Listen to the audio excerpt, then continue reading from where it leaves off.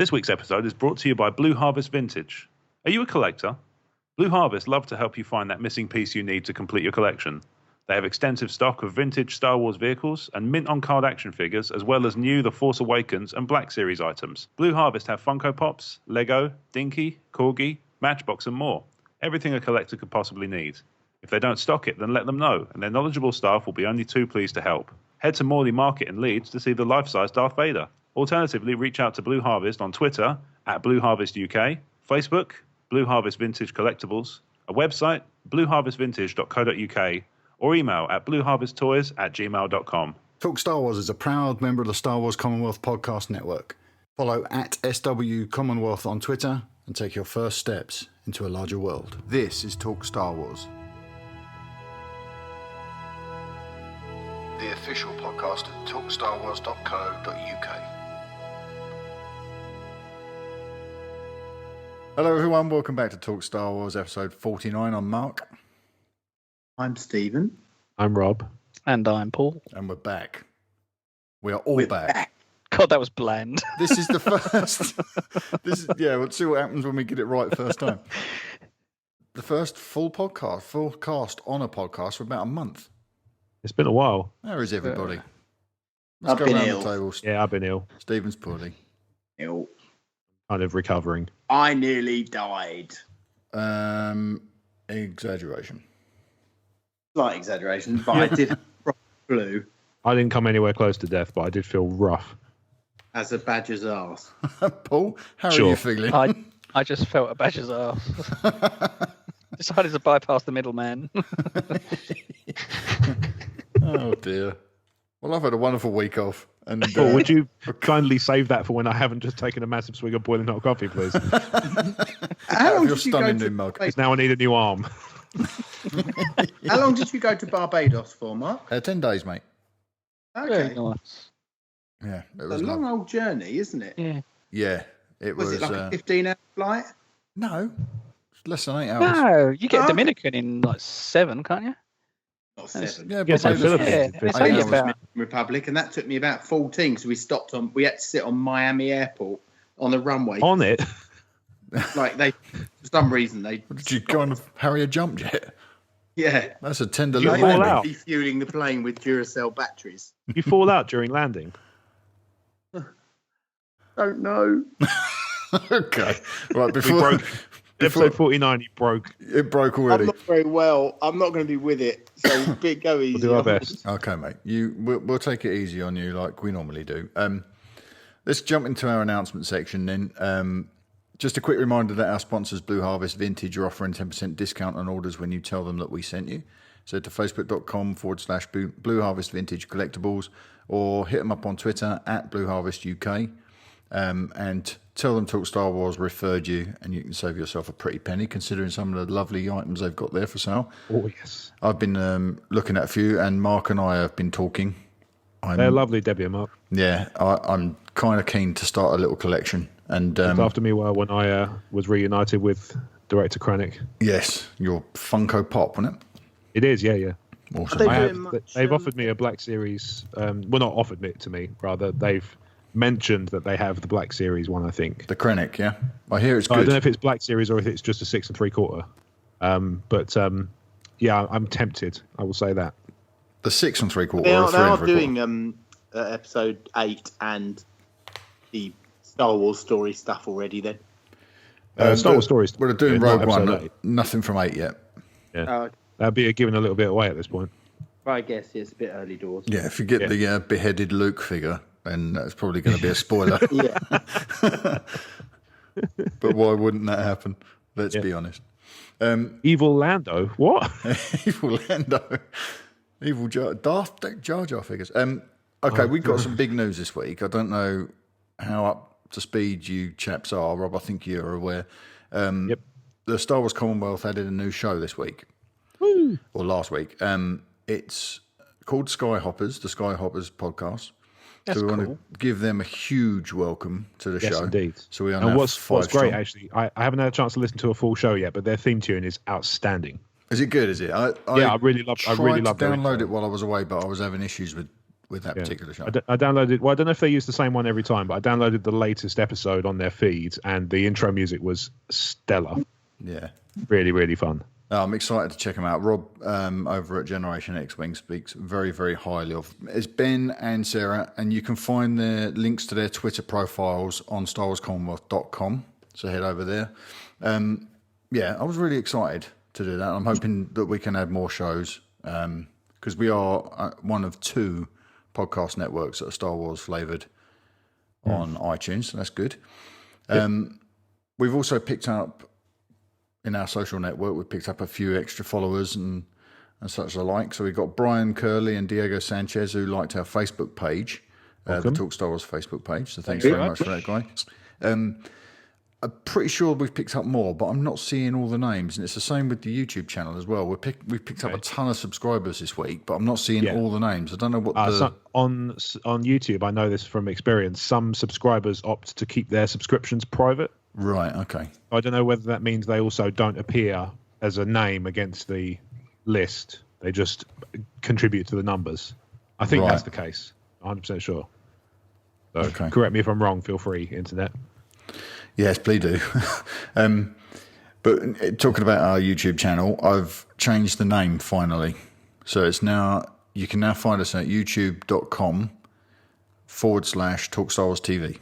Nice. Because apparently Talk Star Wars isn't good enough. Even though it was free, it's not long enough or something. I don't know what the problem is there. Oh, okay. What, they wouldn't give you Talk Star Wars without the TV bit? No. That's pants. Yeah, so I went around the circles about what to call it. I don't know whether to call it Talk Star Wars Official. I don't really like that. Talk Star Wars Video, Talk Star Wars HD. Settled on Talk Star Wars TV. Talk? No, that's the part I couldn't edit because that's all locked in. They've already allocated the name youtube.com/Talk Star Wars, but then they're saying add numbers and stuff because there's other people with the same name. No, there isn't. There is no other channel with that name. It's ridiculous. No, because you wouldn't have been allowed the first bit. No. What a load of hogwash. It is hogwash. So anyway, it's all sorted now. So we're Talk Star Wars TV over there. So we've picked up some subscribers there. So I want to say thank you to Star Wars Radio, Skyhoppers Podcast, our new friends, Nash the Nerdy and Wicked Scott. All of those chaps have become YouTube subscribers. And also want to say a big thanks to Robert Cast from Roman Pod and Cast for becoming a VIP this month. And not only did he become a VIP, he donated at the highest level. So nice. Thank you for that. You're very generous, Robert. It's more than I've done. And he's also gone out of his way to pick up a Talk Star Wars T-shirt, which I think we were talking about on the first part of the After Dark side. He does cut a rather striking profile in it. Yeah, it's an awesome T-shirt. I'm really pleased with the quality of it.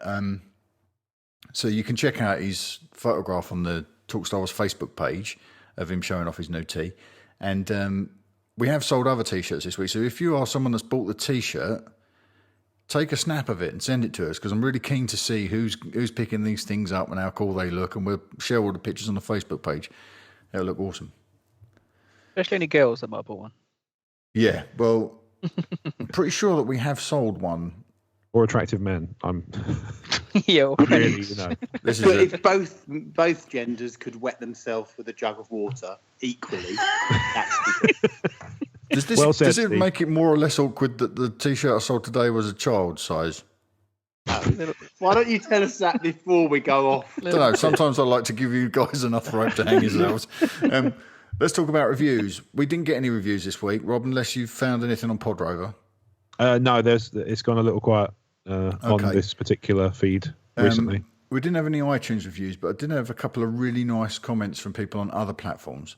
So the aforementioned Wicked Scott on YouTube left a really nice comment on our YouTube version of the audio commentary for The Force Awakens.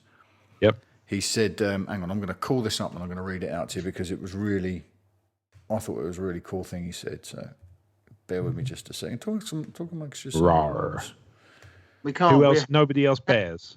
Rubbish. Ask Arcee to bear with him, and nobody else bears except me. Now I look like a pillock. Sorry, all the puns. Oh, there we go. That's Rob talking on something else. Okay. So, yeah, he said you guys are like instant Star Wars buddies to watch with. Great commentary. I thought that was awesome. I thought that was awesome because That's lovely. I was listening to it and I thought we were crap. No, I didn't think. I've actually been enjoying it myself. No, but I thought it was really nice. Yeah, but we had to endure the episode. One, I guess it was the Phantom Menace. Didn't we? That's the lost audio commentary. No one will ever hear that, Steve. No, they will never hear That's that. not because teasing. we I go even from know being about this. relatively excited at the beginning to wanting to top ourselves. This was before your day, Rob. This was Movie Geeks film news commentary that we did, Oh, and it okay. really did go off the rails. What one was that, Yeah, Mark? we were- Sorry. Yeah, I'm not surprised you didn't remember, Paul. That empty bottle Was of it- Jack Daniels that was sat Was next it to you. Pew right? Pew Night? That was the one, yeah. It was Pew Pew Night, yeah. Yeah, we totally Pew lost Pew it. Night, so. Pew Pew. Yeah, it wasn't our best moment. It was That not. was basically all we were saying towards the end was It the was occasional pew pew. Yeah. We'd lost interest and steam, hadn't we? Bless us. That Even would not Mark get. hated Jar Jar by the end of that night. Yeah, I think I was just going along with the crowd because you all seemed very, very edgy and dangerous to me. Don't say it was peer pressure. It was your peers. So you love him again. He's like your girlfriend. And then it all went silent. Sorry. No, Oh, sorry. We're talking to me, Steve. No, I'm just giving Steve's. Anyone will listen. I'm just giving Steve's jokes plenty of room to fall flat. I His might Jar Jar stop abuse. self-muting now and cough all the time. Did you see the comment that Chris White put out on Twitter last week? He put out a tweet where he just said thank you to us because Rob, you and I on the last episode, it was just you and myself, wasn't it? Yep. And we'd discussed Chris's theory about light side of the Force Ronins. Yeah. And he sent out a tweet saying he was really. I'm going to try and find it so I can read it. It's Evil Summer. There he is. Let's see if it's a recent tweet. You know, preparation is key to a succinct podcast. Yeah, no, we are off the we're off the reservation here. Okay, I'm not going to find it. There's too much going on. Basically, he put a tweet out saying thank you for giving Star Wars fans a safe place to come and discuss these theories and things like that. And I thought that was awesome. Is that just because we don't berate them? Yeah, because we take you're everything seriously, and we don't score points off of anybody, and I think that's really important. Yeah. There are I no- think that's true. Sorry, What, say that sorry? again? There are no wrong answers. There are no wrong answers, indeed, and there are no indeed. bad theories And either. you can't disprove a theory. No, No, it's true. everything's valid. Just you and I might not share the same opinion on something like Jar Jar, for instance, Steve, but it just doesn't make one point of view more valid than the other, does it? It's there's plenty of room in this fandom for people to move around and enjoy it. And I just thought it was really nice for Chris to point out that he'd noticed what we're doing in that respect. I think we were doing Movie Geeks film news at the time. I was writing a movie pilot, and I got a lot of abuse in the comments, and they do absolutely nothing to moderate their comments. It's just Right. open season on writers, and you can get trolls and you get some real hateful rhetoric in those areas. Yeah. And no. part of the Can't be reason asked to do that. part of the reason we're doing what we do here is that we won't allow that. If that sort of thing pops up, it will be removed Well, what's immediately. the point of liking fiction And they'll be destroyed. if you're They going to will be bring real wiped life out. emotions into it? Yeah, Well, exactly. quite. To be enjoyed no matter what the opinion. This is here for us all to have fun with, isn't it? So Even if Yeah, you're exactly. like an avid film buff like Rob, you can still enjoy a bit of fiction. now, no bullying. Like the idea that I'm a film buff. That's good fiction. All right, so there were two nice bits of feedback there in lieu of any reviews this week. I thought they were really thoughtful, so thank you for taking the time, guys. But if you do want to have some fun with us on the reviews, leave us a 5-star review in iTunes. Write whatever you want. We will read it. We call that our Ron Burgundy policy. Have fun with it, but keep it clean. Audrey. All right, listener comms. Ooh, You can all see, hopefully you can see the revised notes because we had a last-minute email from a new listener. Yes, I recognise that name actually. I think Okay. I think they found me on Twitter the other day. Would you like to take this one then, Rob? Yeah, go on then. So this is from Dan Zota. There's a alias later on, which is much better, but we're getting there. Dear Mark and the rest of the gang at Talk Star Wars, I'm Dan Solo at Star Wars Sucker. Excellent. And my question is around Luke's feelings for Obi-Wan. Ooh my. What I find significant is the fact Anakin branded the Jedi liars in Revenge of the Sith, only for Obi-Wan to be up to the same tricks once again in the OT. When I watch the reunion of Luke and the Force Ghost of Obi-Wan in Return of the Jedi, it's clear Luke isn't entirely happy with the point of view he's been provided. The conversation doesn't end on a happy note, merely a slight nod of acceptance and look of anxious contemplation from Luke. We don't know of Luke and Obi-Wan discussing anything from that point on, unless there is anything in the new canon that I'm not aware of. What are your thoughts on the ongoing relationship, and could the fact he's been sold down the river once or twice lead to a different approach in the way he operates as a Jedi? We are yet to discover why he made the decisions he did leading up to The Force Awakens, and I found your discussion over the potential Bendu mentality in the previous episode fascinating. I'm intrigued to know if any of these actions are a result of diverting away from Obi-Wan's teachings. Thanks very much, and hope the show goes from strength to strength. I will try to come up with better questions in future. Oh, you do yourself a disservice, sir. May the Force be with you. Dan at Star Wars Sucker. P.S. I posed this question to the guys at Collider Jedi Council about 6 months ago, but clearly my presence on Twitter is insignificant next to the volume of requests in their newsfeed, so they must have missed it. Hence, I'm dying to know what people think about it. Okay. Well, I think that's their loss, quite frankly. Absolutely. Like that. Absolutely. I don't know how much speculation they deal with on that show. I do watch it from time to time. I don't think they really delve into the speculation like we do. This is Collider Jedi Council, you mean? Yeah. Yeah, I'm not familiar with the show, I have to confess. Oh, you'll enjoy it, I think. Okay. I only really have time for the Commonwealth and a couple of others in terms of Star Wars podcasts. Yeah. Well, it is getting harder to manage the sort of volume of audio content well, if we can get them all in the Commonwealth, then I won't have to worry about. I can start branching out outside. Yeah. So Okay, we've got a breakdown for Dan's question. Yes. So the question is, how was Luke's relationship affected by Obi-Wan's economy with the truth in the original trilogy? And how has that influenced the Luke that we're going to see going forward? So we've mentioned this before, haven't we? And I really have had. I think we touched on this. Yeah. I've got a big issue with the way Obi-Wan has treated Luke after the errors that were made with Anakin, and I just think that he and Yoda showed such poor judgment in managing Luke. But I never got the impression from Mark Hamill that figured into his performance in any way. Are you seeing any of that? Like this nod. No. I mean, Dan's picked up on this sort of. How did he word it? At the end of Return of Jedi, it's clear that he's. Yeah, so he's not happy with the answer he's given. Yeah, a certain point of view he's given. I think he's probably right. Merely a slight nod of acceptance. I think there's going to be a lot of stuff that Luke's going to have learned from Obi-Wan, from Yoda, in the years between Jedi and Force Awakens, that will probably lead him to attempt to not make many of the same mistakes that they made in the Jedi Order. So maybe not let it get too big and not let it get too, not have it so close to government, things like that. Yeah.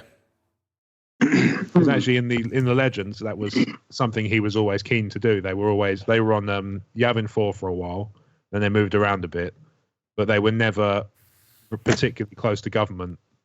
They were always separate, and Luke would be brought in as a mediator occasionally, but he wasn't on staff. Yeah, it looks like they're kind of moving away from the council style. It's 10,000 strong in the Jedi in the time of the OT, in the time of the prequel trilogy. Yeah. It's 10,000 strong. So I think they're going to.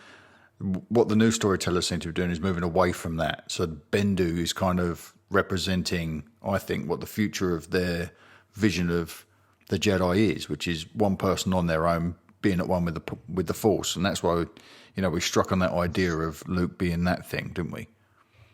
What exactly does Luke say with Obi-Wan in the original trilogy? What are the words they use? The only time Luke ever sort of questions Obi-Wan that I can, in dialogue, is in Empire when he says, "Ben, why didn't you tell me?" Over the he does kind of get a bit incredulous. They're sitting on the log in Dagobah, and he says, a certain point of view. Yeah. But that's virtually the only retort that you get from Luke in that section, I think. But his actions, he does completely the opposite of what they want him to do, doesn't he? Yes, he's certainly miffed, but he's also got a youthful impetuousness about him that they know But that's the irony. They know they're supposed to be on top of that, and they're not. And they still, you don't push anything about it, which is also another reason, like Mark, you've pressed before, wearing the black, being on the dark side, the chokehold and all that kind of thing. If that is an element of what Luke is becoming, then they have screwed up, basically. Yeah, I mean, at the end of Jedi, Luke is the only one that sorted out Luke's situation, isn't he? So, well, that and the wild card was Anakin's return. That's the wild. That's why the film's called Return of the Jedi, isn't it? It's Anakin sort of fighting off this monster that he's created for himself, and killing Palpatine. So really, he does seem quite pleased to see him at the end, though. The ghosts. Yeah. Yeah, I don't know. I mean, maybe there'll be another way to read that if it gets recontextualized. Be maybe reaffirmed. The next episode, there's some more referencing to Ben. Maybe. From Luke's view. I mean, Ben and Anakin's point of view, we've pretty much caught up because of the first three, but to get something back from Luke now in relation to his relationship with Ben might be quite interesting. Yes, indeed. Yeah. Steve?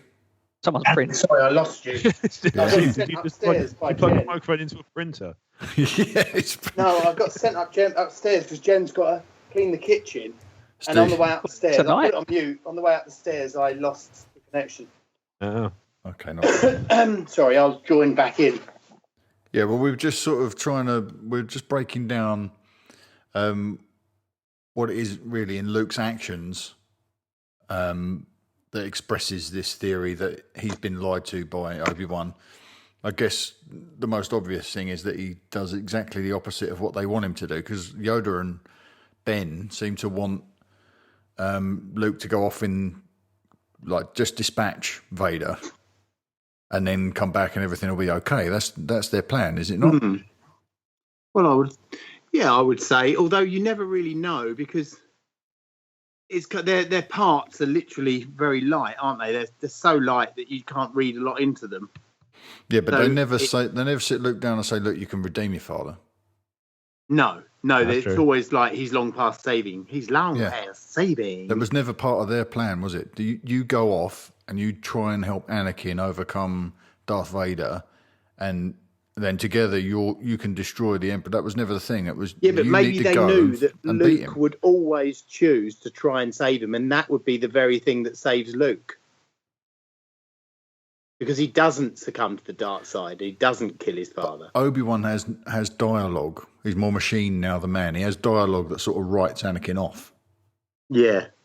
So I don't think that there's anything in the narrative of the Star Wars original trilogy to suggest that Yoda and Obi-Wan Kenobi thought that Anakin could be saved or that he would be saved, let alone his return be the thing that works. Well, they're also very bitter, aren't they? They're also probably not being very Force-like, in the sense that Obi-Wan would have been really bitter about Padme's death and what Anakin did, and Yoda's probably a bit peeved with the way he killed the younglings. I mean, maybe they don't want to save him. Yeah, maybe at the very least, they're definitely I think they're definitely giving Luke they're tempering his enthusiasm for the idea of bringing him back. Yeah, they're very much not. They don't want him to go kind of walking in thinking it could definitely be done. And they're doing the thing that Obi-Wan warned Anakin about at the end of Sith. They're dealing in absolutes. Like, he's gone. It's done. There's nothing left. That in itself is a nonsense phrase, isn't it? Because only a Sith deals in absolutes is an absolute. Yeah. So it's great because in that one line they kind of frame exactly why the Jedi have lost the plot. Yeah. I don't think the Jedi and the Sith are very dissimilar. I think there's a very fine line that you cross to become one or the other. Well, you're kind of leaning towards the old potentium theory from the Legends, Steve, by saying that. Unintentionally. And that's what we see. That's what we see with Luke as well, isn't it? We see Luke walk that line. Exactly. Yeah. Literally. Wouldn't it be a little bit of a tangent? But wouldn't it be great if, in the opening scenes of Episode 8, Luke has a discussion with Obi-Wan that kind of closes off a lot of these loops, and like a CGI Obi-Wan that's really, really good. Sorry, Mark, this would upset you, but I'm talking about the original Alec. Obi-Wan, not Alec. Well, We were saying about how it was possible that they would both see different versions, weren't we? Yeah, Because that was an early idea, wasn't it? Yeah, Rey's got no frame of reference, whereas Luke obviously only knew Ben as an old man. Yeah, he might see Alec Guinness, whereas she might see Ewan McGregor. And she may not see anything. If her development follows Luke's, he only really heard voices at the start, and it wasn't until he was a trained Jedi. They've already overpowered her to the level that Luke was by the end of A New Hope, by the end of Force Awakens. She's able to do stuff that he couldn't do in the second film. She's leveled up. He could barely do. Yeah. I mean, I still maintain we're going to, we could very well find out why that is, but for now, she is actually, she's kind of ahead of him in terms of her development, which I thought was a bit of a, I have my feelings on that.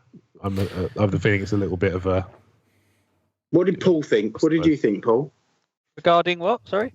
How did let's kick another question Paul's way. The Luke we're about to meet, Paul, the Luke we saw at the end of The Force Awakens, in your opinion, how is that Luke different because of his relationship with Obi-Wan? Well, I thought I'd covered this earlier. I think he's got a, well... Recap We've got such a gap. That's the thing. We've got such a gap. Got no idea what Luke's experienced between the end of Jedi and now. Nothing at all. Has he had any conversation with Ben's ghost? Even he might have had a ton. We have absolutely no idea. But make no mistake, that's what I said during Jedi. He's not. I don't think he's remotely happy with the situation. No. But we seriously we got such a gap that we don't know what communicado he might have had with Yoda or Ben. Or Anakin, and so on and so forth. So it's really hard to judge what might happen next. But I'm still going along the lines of Luke's face alone at the end of Force Awakens.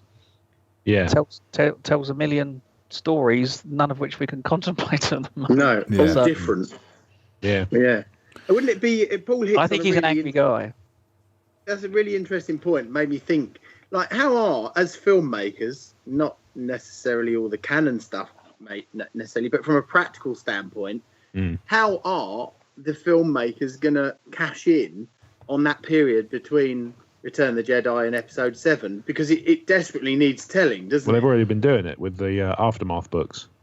Yeah, but how are they going to do it from an actor perspective? Are they going to find someone who looks like a younger Luke? I think there's a strong possibility. We've got a question later on in the show that might take us down this route, actually.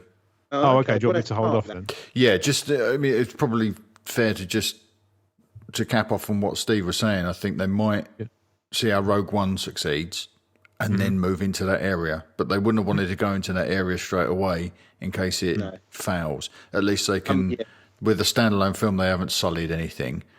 But there is a question later on that deals with Vader that we might be able to, I think it's Connor's Corner, that we might be able to open that up a little bit.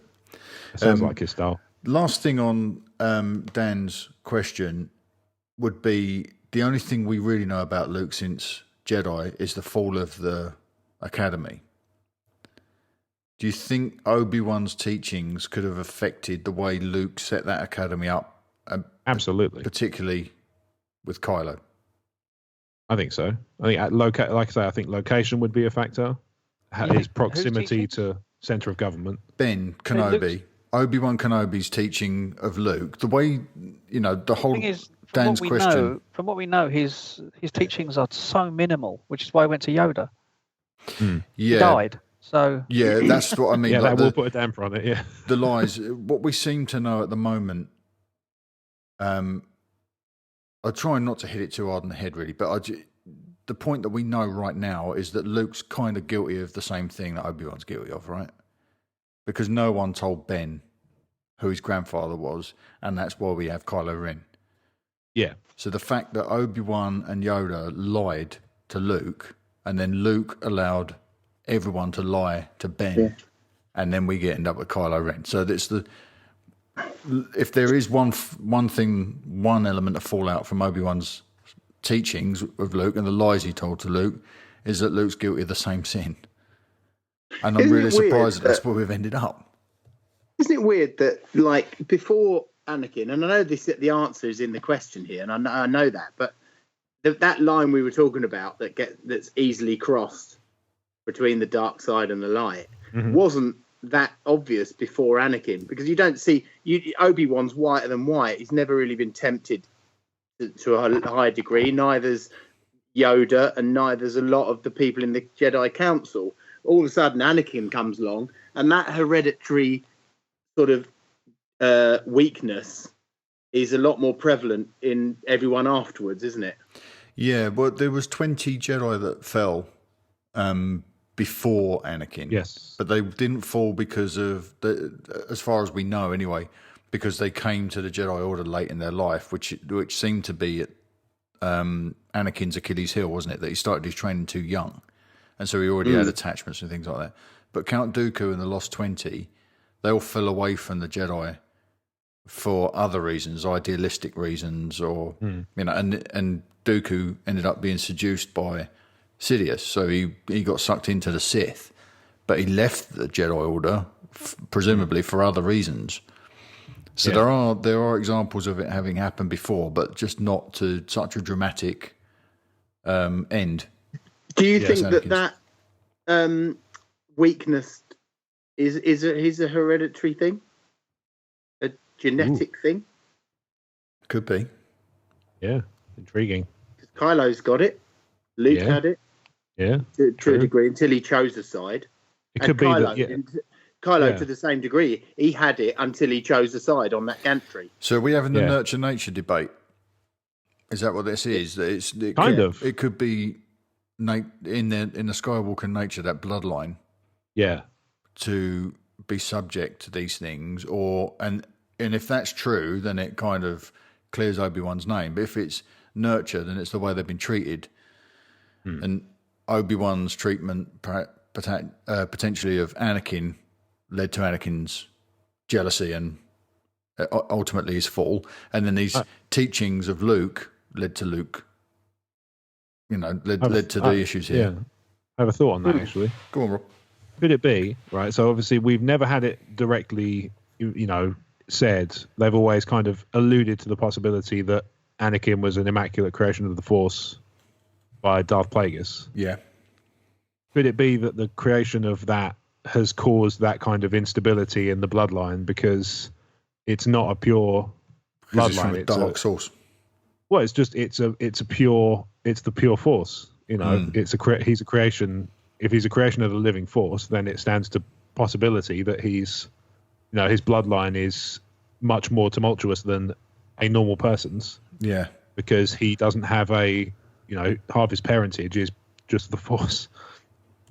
It's the living Force itself. That almost gives substance to the idea that Ben didn't have a hope. Yeah, exactly. Yeah. This is it. And he chose one of the things we might learn. He chose a route, didn't he? He'd made his best guess, and ultimately, to be honest, thinking about it, you go back to the prequels. Can you think of any solid instances where Ben truly lets him down, where Ben really doesn't guide him, where Ben really does not pay attention? He constantly tries to pull him along and he's convinced harry him. This is the thing. Anakin's convinced that's happening, but we don't necessarily see any. It's Anakin that's pushing back all the time, isn't it? Yeah, exactly. Yeah. It's just Obi-Wan saying, "Hang on, He's maybe a little bit condescending at times, but not in any massively outrageous way. No, that's the whole master and servant situation, regardless. Well, quite, yeah. Wow, we got some mileage out of that. Thanks, Dan. It's a bit like us and Marc. That little comment at the end about coming up with better questions. I don't think you have to. That sort of quality question is absolutely outstanding. Not a problem. Anything that gives us the excuse to go off on multiple tangents is good for us. Yeah, and then I always have a problem with this. We go off in such a winding pattern. It's very difficult to come back and sort of summarise. And what do you think? Who do you think Obi-Wan would have voted for, Trump or Clinton? I don't know. How stupid does Mark, I have some form on this, So.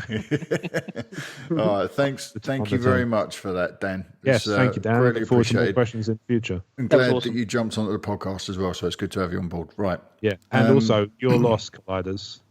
Collider Jedi Council. We got in, you lost it. Jerks. Right. We're really sure here. We got a question from Dave Donovan, who Rob christened Land Donovan last time. Nice. We recorded. Paul, do you want to take this one? Nice short one. Yeah, it is a short one because they're an intention there, Mark? Sorry, mate. No. Sorry, from Dave. Okay. Referencing our answer to his question about Kylo talking to Darth Vader's helmet. Just on your answer to my question, I'm still wondering about Kylo talking to the helmet saying, "Show me again the power of the dark side." Was it Vader showing him stuff or Snoke misleading him? It's a definite rabbit hole for sure. So, breakdown of this: Ghost, Anakin, or Snoke being a trickster? Ghost of Anakin or Snoke being a trickster? You're the resident Kylo Ren fan, Paul. Yeah, what's your well, reading on that? Who's he talking to? I don't know. To be honest, I mean, Snoke's in there, I'm sure. But at the same time, I still think he's got this ingrained passionate love and devotion to this sort of grandfather figure that he doesn't know anything about, but that obviously knows the more powerful elements of the Force. I think that he wants to venture down. But at the same time, he's also a brattish teenager with two separated parents and so on and so forth. So that's why the guy's such an enormous cocktail of, wonder. It's awesome. He's not mature enough to have acquired the ability to talk to people. I think he's still in his head. Yeah, I still think he's literally paying homage to an idol. I think the helmet situation is literally just a physical idol. I don't know if anything from Anakin is still there, and I think it is probably it's a deviation from other sources.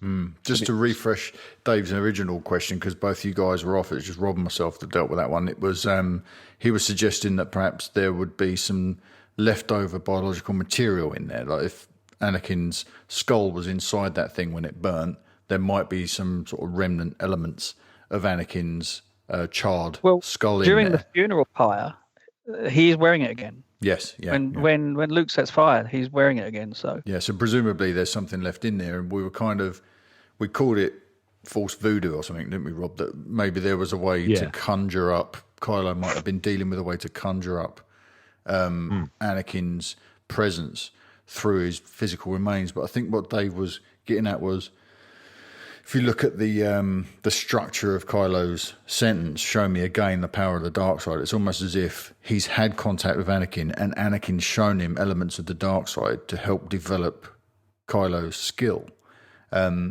Hopefully that's what Dave's sort of intimating in his question. Yeah, but why would Anakin be showing in the dark side when Anakin's good? This is the question. Yeah, no, I think he's holding that helmet, but he's talking to someone else. It's Snoke masquerading as Anakin for the benefit. I don't even know if he's masquerading, mate. I think Kylo might even know, black from white already, but he's still using the helmet as literally a channel, beg your pardon, to, darker forces, simple as that.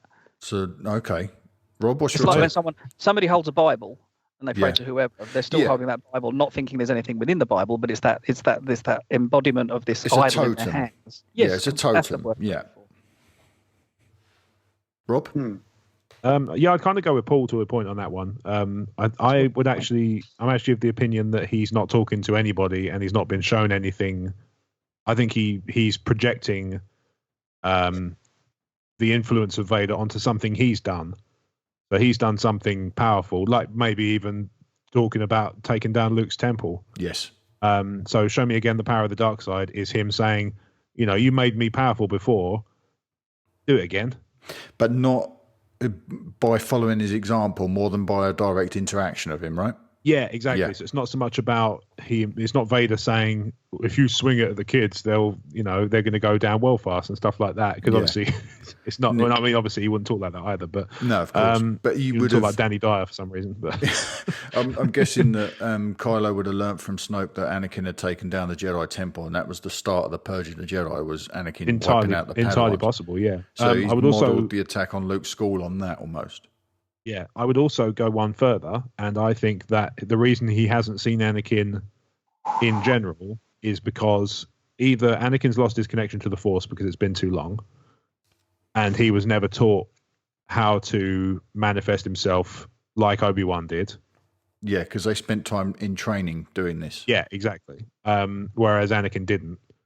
And also, I think Snoke is holding off on that stuff to frustrate him, because he's more powerful when he's annoyed. Mm-hmm. So maybe he knows that the petulant kind of teenage rage is a powerful force to harness.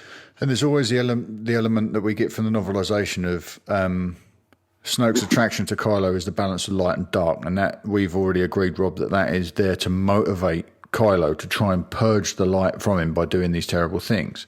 Yeah, I totally agree. I think that the Snoke's appeal, that Snoke has no interest in the light side of Kylo at all. That's just a line to spur him to be bad, because Kylo goes, "Oh, I'm still part. I'm still great." That's it, and that's the trigger. Fix that. So this line, if you read it from a certain point of view, showing me again the power of the dark side, could be read as Kylo starting to doubt his own ability to move, to transition over to the dark side. That's the whole point of the scene. He feels the pull of the light.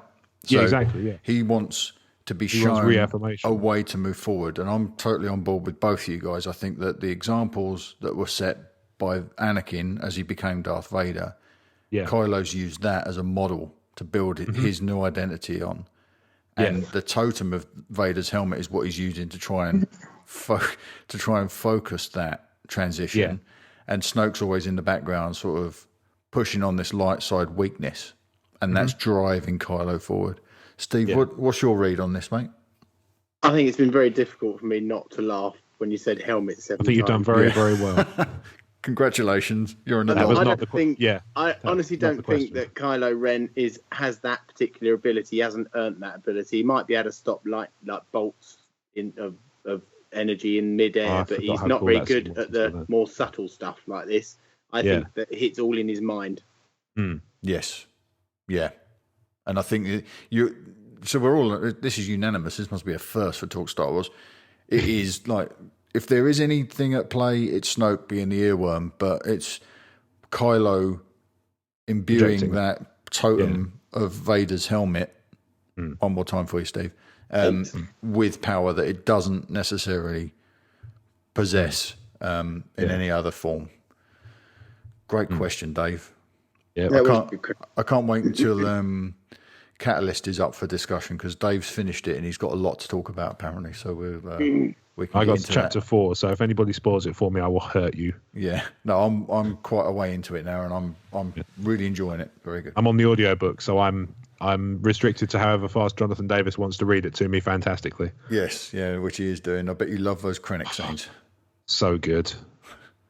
All right, Steve, do you want to take Paul's? How are you going to do with reading tonight, mate? With your That's all right. Well, you're going to be all right? Let's see how it goes. All right, do you want to take Paul's first question? This is a long one.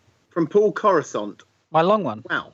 That's a really brilliant name if you like Star Wars. This is a long one. Yeah. Well, it's actually Paul Corey, but we're giving everyone Star Wars names. So it's Paul Corey Sant. Yeah. Hi, guys. Just listening to your weekend pod and gutted you aren't going to be around midweek. Still, it's keeping me company on a dreary Monday. On to a few things that are flying around my head that are niggling me at the moment, and I was hoping you could have a discussion about them, as I find your thoughts and discussions enlightening. Wow. You were off really that week, Steve. Yeah. Plus, there's a thing. It must have been absent that week. Plus, it's always good to get the other Star Wars fans' opinions. It's going to be long, but here goes. First up, Rogue One and Vader. I was always led to believe that the Vader and Obi-Wan we see in A New Hope. A New Hope, thank you. Were these two old men battling it out slowly, as opposed to the two fast-wielding lightsaber Jedis in Revenge of the Sith? Was that Revenge of the Sith? Yeah. Sorry, yeah. Rots. This was fine, but with the impending release of Rogue One and the apparent use of Vader, which, if rumours are true, he will be cutting down enemies by the dozen, and we finally see how a powerful stroke evil the Dark Lord truly is.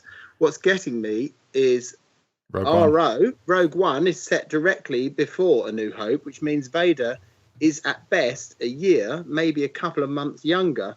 What are your thoughts? Second, you want to handle these one at a time, or go the whole lot? Well, we've got a breakdown, so do the whole lot, and then we'll go through the breakdown. Second, Leia's reaction to finding out Luke is her brother. In that scene, her reaction to finding out Luke's father is of pure shock. Yet when Luke tells her she's his sister, she's always known. It's always irked me that she didn't have a hold on them. Yeah, that means he's my father too moment. You know, she should have really realized. That's a very good point, that. Lastly, and this is it, I promise, this concerns good old Sheev himself. That guy is clearly powerful, single-handedly hiding who he was and the events that occurred in the prequels, massive clone army, etc., by shielding it all with the dark side of the Force. Not just the most powerful Jedi in Yoda and the Council, but literally hundreds of Jedi. So how come he couldn't detect / sense the remaining Jedi, Obi-Wan, Yoda, Luke, and to a lesser extent Leia?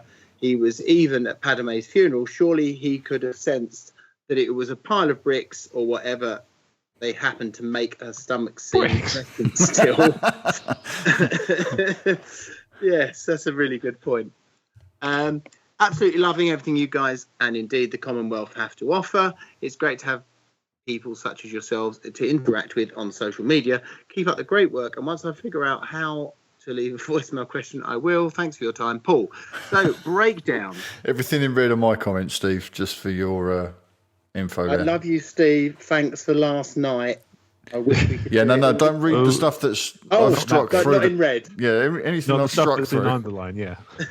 Okay, breakdown. We'll do these one at a time then. Will the Vader we get in Rogue One be out of step with the one in Star Wars Episode 4, A New Hope? Yeah, so by that, basically, how I read Paul's question was he was concerned that we might get an energized, really violent, really capable Vader, and then by the time we get to the first movie, him and Alec Guinness are just kind of wandering around, just tapping sticks together. So it might because not make a lot of sense. What he's asking is, will it play well on screen the way they used to be, or will they need to jazz it up because kids are never happy with thinking about stuff? They need visual candy floss. I have a couple of theories on this. Go for it. So either he takes damage during the battle of... I'm guessing he's going to be on Scarif. That's the impression I get. Yeah, I'm not really sure. This dark, rainy planet, I'm not really sure yet. I'll let you know when I'm a little bit further into... it doesn't have to Catalyst. be... it doesn't have to be necessarily... He doesn't have to appear just the once for a for one thing as well. It's possible he takes damage in the film. I would theorize that the person who accidentally let something slip at Celebration might be responsible for that, given what they let slip. Indeed. Let's not cover that ground again. I won't. That's fine. That's been trodden. The other option is that the stuff he does in Rogue One takes more out of him than it should. So he's actually weaker than usual when he goes into New Hope. So we see that reflected in some sort of dialogue or some sort of exposition that he's had to exert himself a lot more than he's previously done in order to resolve whatever he resolves in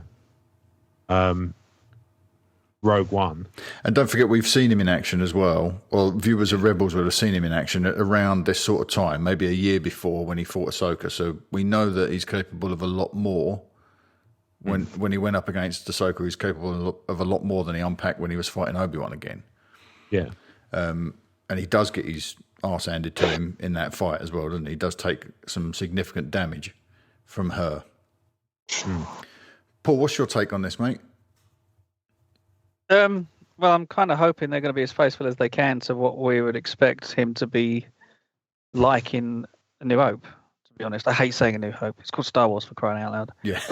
I mean, it is 20-odd years later, we know. So I still expect him to be a middle-aged man with a few issues, like most middle-aged men my age have got, to be honest. But tricky. You can understand Steve's point of view, bubblegum and lightning bolts and all that kind of malarkey. But I kind of hope, to be honest, if you remember Star Wars, the first element of the film, even the last, all the way through the film, really, he is still more or less a Death Star dignitary to some degree. He's still vocal, he's still part of the council. Grand Moff Tarkin relies on him. As much as he uses the Force, it's generally for a chokehold or something like that, but he's still in that dignitary council sort of thing. So I still think he's got a kind of a diplomatic role as much as anything. Yeah, he can throw the violence in, but in Star Wars, he's still very much distant violence rather than head on. He's smart, isn't he? Yeah, he's very still. And there's going to be plenty of bubblegum for the eyes from the rest of the cast. Yeah, there will. And I mean, you think about all the other fights and things that's going to go on. I think that's going to balance that out. So I really hope we get a carbon copy of what I expect from Star Wars. Okay, Steve? Well, what Paul said, really. I think they, even though this is a standalone film, if it's successful, they'll want to integrate it fully. I reckon the next standalone film will have like the scroll and all the bangs. It won't be called a Star Wars story anymore if this one works that well. And in order to make it work well, it's going to have to make it seem seamless with Episode 4. I don't see that happening personally. No, I don't. The first part of what you said, Steve, I don't think. I think they're branding this Star Wars story very carefully, and I don't think they'll abandon it. I think they might tie the films a little bit closer to the movies that exist already. But I think you're all absolutely spot on that these characters have to. The new version of Vader and the original version of Vader have to overlap seamlessly. Yes. And one way, I think you've all kind of hit on the points that make up my opinion separately, where I think you will see a Vader that takes names and is extremely violent and probably a lot quicker than we've seen in A New Hope when he's in a battle with numbers. So if we, what you said, Rob, we know that two characters are going to face some challenges in this movie and one of them is going to make it out. If Vader's instrumental in that particular character arc, he says carefully, try not to spoil things that have already been spoiled, then he might have to be a lot faster and a lot more dexterous with that lightsaber than he was in A New Hope, because in A New Hope he's just fighting old Obi-Wan in a corridor and Obi-Wan had no intention of escaping. Vader's never really fought. He always prefers the Force over blunt trauma. He'll always throw things with the Force or choke you with the Force, like a chokey thing. Well, to be fair, in Empire and Jedi, when he went up against Luke both times, those fights were way more energetic. They were probably not the dance karate that we saw in the prequels, but they were very energetic battles, weren't they? When he was fighting a young adversary, so he can step it up when he needs to. I just think this first part of Paul's question is simply that Vader didn't have to dial it up to 11 in A New Hope. No, it's true. Because he only went up against Obi-Wan. And Obi-Wan had no way of getting off that space station. And Vader must have known that, well, he even says the dialogue, escape is not his plan. He knows that Obi-Wan's gone there to die. And Obi-Wan's whole thing is, I got to him first. And I've set him on the right path. Obi-Wan needed to empower Luke, didn't he? Yeah. By letting Luke see his death. That's what we were talking about earlier. Yeah. That's part of Obi-Wan's plan as well. And he transitioned to become one with the Force as well. So yeah, but it could have gone and bit himself in the backside, and it could have made Luke so angry, and it could have promoted him to the dark side. Yeah, well, that might have been his first test. Maybe. But the idea now of Rogue One Vader not making a lot of sense alongside A New Hope Vader, I don't think it's really an argument, because we're getting the Vader that we need at that moment. If he's fighting in numbers, and we don't know yet, we won't know for another month, but if he's fighting in numbers, he might need to ramp things up like he did at the end of Star Wars Rebels when he fought Ahsoka. He had to step his game up. He didn't have to bring anything to that fight with Obi-Wan, because they were really just, he was toying with him, and he knew Obi-Wan was prepared to die anyway. If he fights at all. Yeah, then we don't know. This is true. He won't be dueling, for sure, because there are no Jedi in this movie. No, but Steve's right. There's not going to be a fight. He might be a cameo just 10 seconds. Yeah. Vader is at his best when he's just this cold, heavy-breathing voice that demands cold behaviour from others. He is. Yeah. I've just read Tarkin, Paul. You should read a book called Tarkin, mate. Yeah, you've read it, haven't you, Rob? I did like it. I haven't finished it, but I've read a fair bit of it. Yeah. I thought it was awesome. The Vader in that book is brilliant. Yeah. It's so much of it is dependent on the Tarkin character. I mean, you think about... Sorry, go ahead. Sorry. No, that's it. That's all I was going to say. Is it canon? Yes, mate. Yeah, it is. Yeah, it's probably canon. You think about Hoth, when he's trying to catch up with them on Hoth. He's just the figure that walks through the cave. Yeah. Stormtroopers are blasting everything. He doesn't do anything. Yeah. But he is still the menacing character. All you need is this enormous black, dark figure with a heavy voice, and that's all you need. So when it comes to Rogue One, I want to see exactly the same thing. His most threatening behaviour is when he coldly tells others to do what he would do, but he has no problem just saying, "Oh, kill him then." Yeah.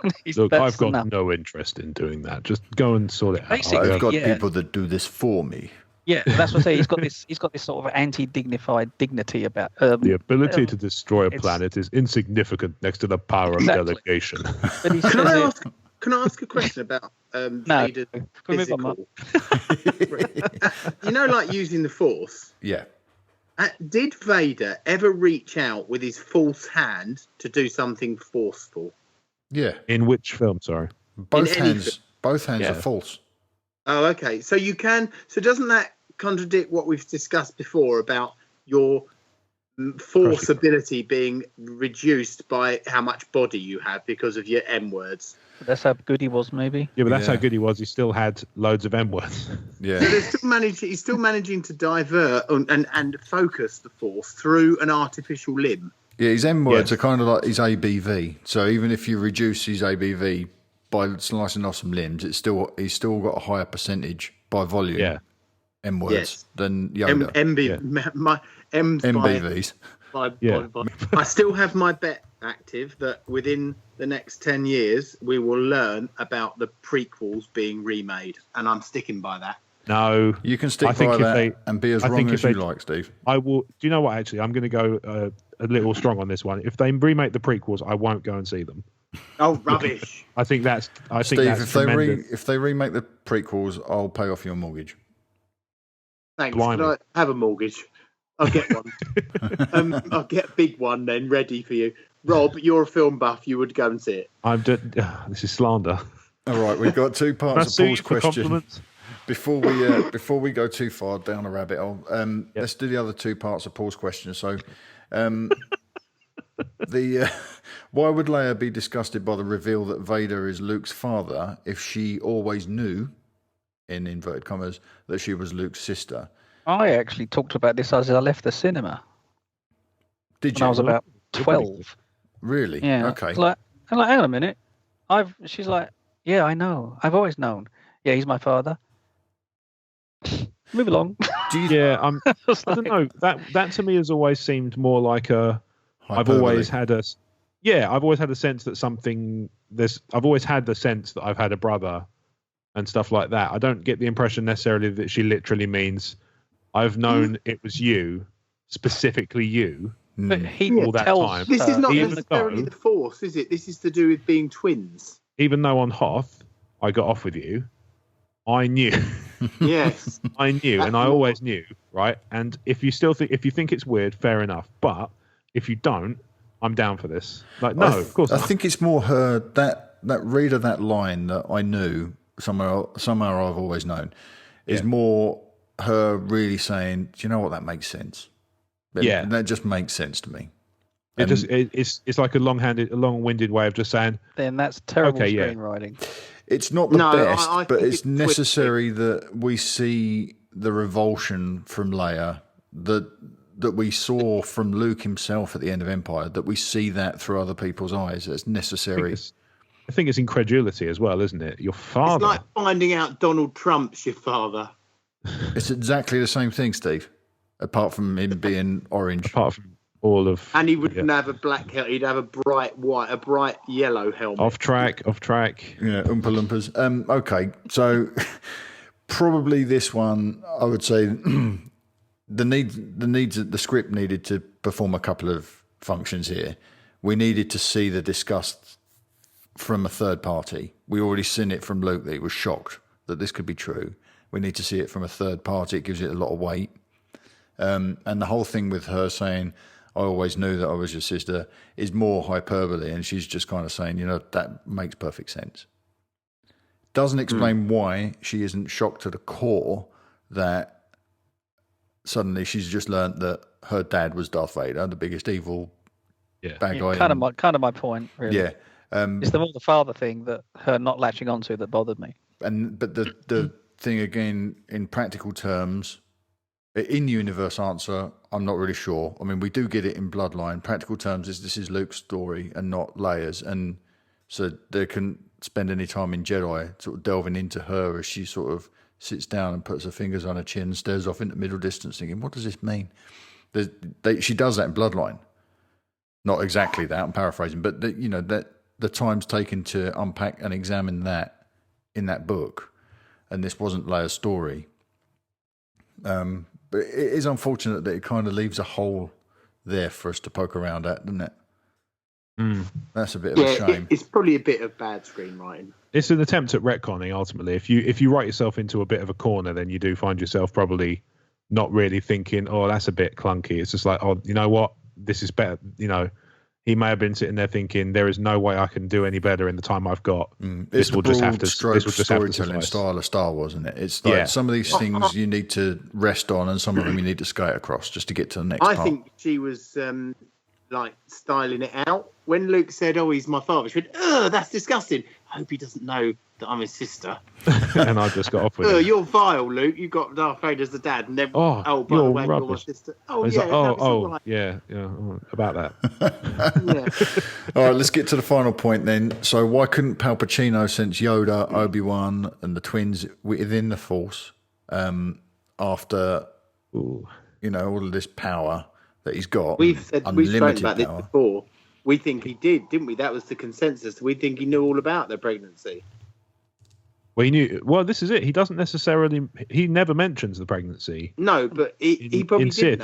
In Sith, he says, "Only I can give you the knowledge to save your wife from certain death." He doesn't mention the kids at all. It's only Obi-Wan who picks up on that. It's implied because Padme's pregnancy is very public, and he knows that Anakin's wife is Padme. He knew about it. He knew that. Was the pregnancy public? Because the relationship wasn't. When she was at a funeral, she was still pregnant. That's what Paul was saying about whatever they used to make her look like she was still pregnant. I don't necessarily think that's true.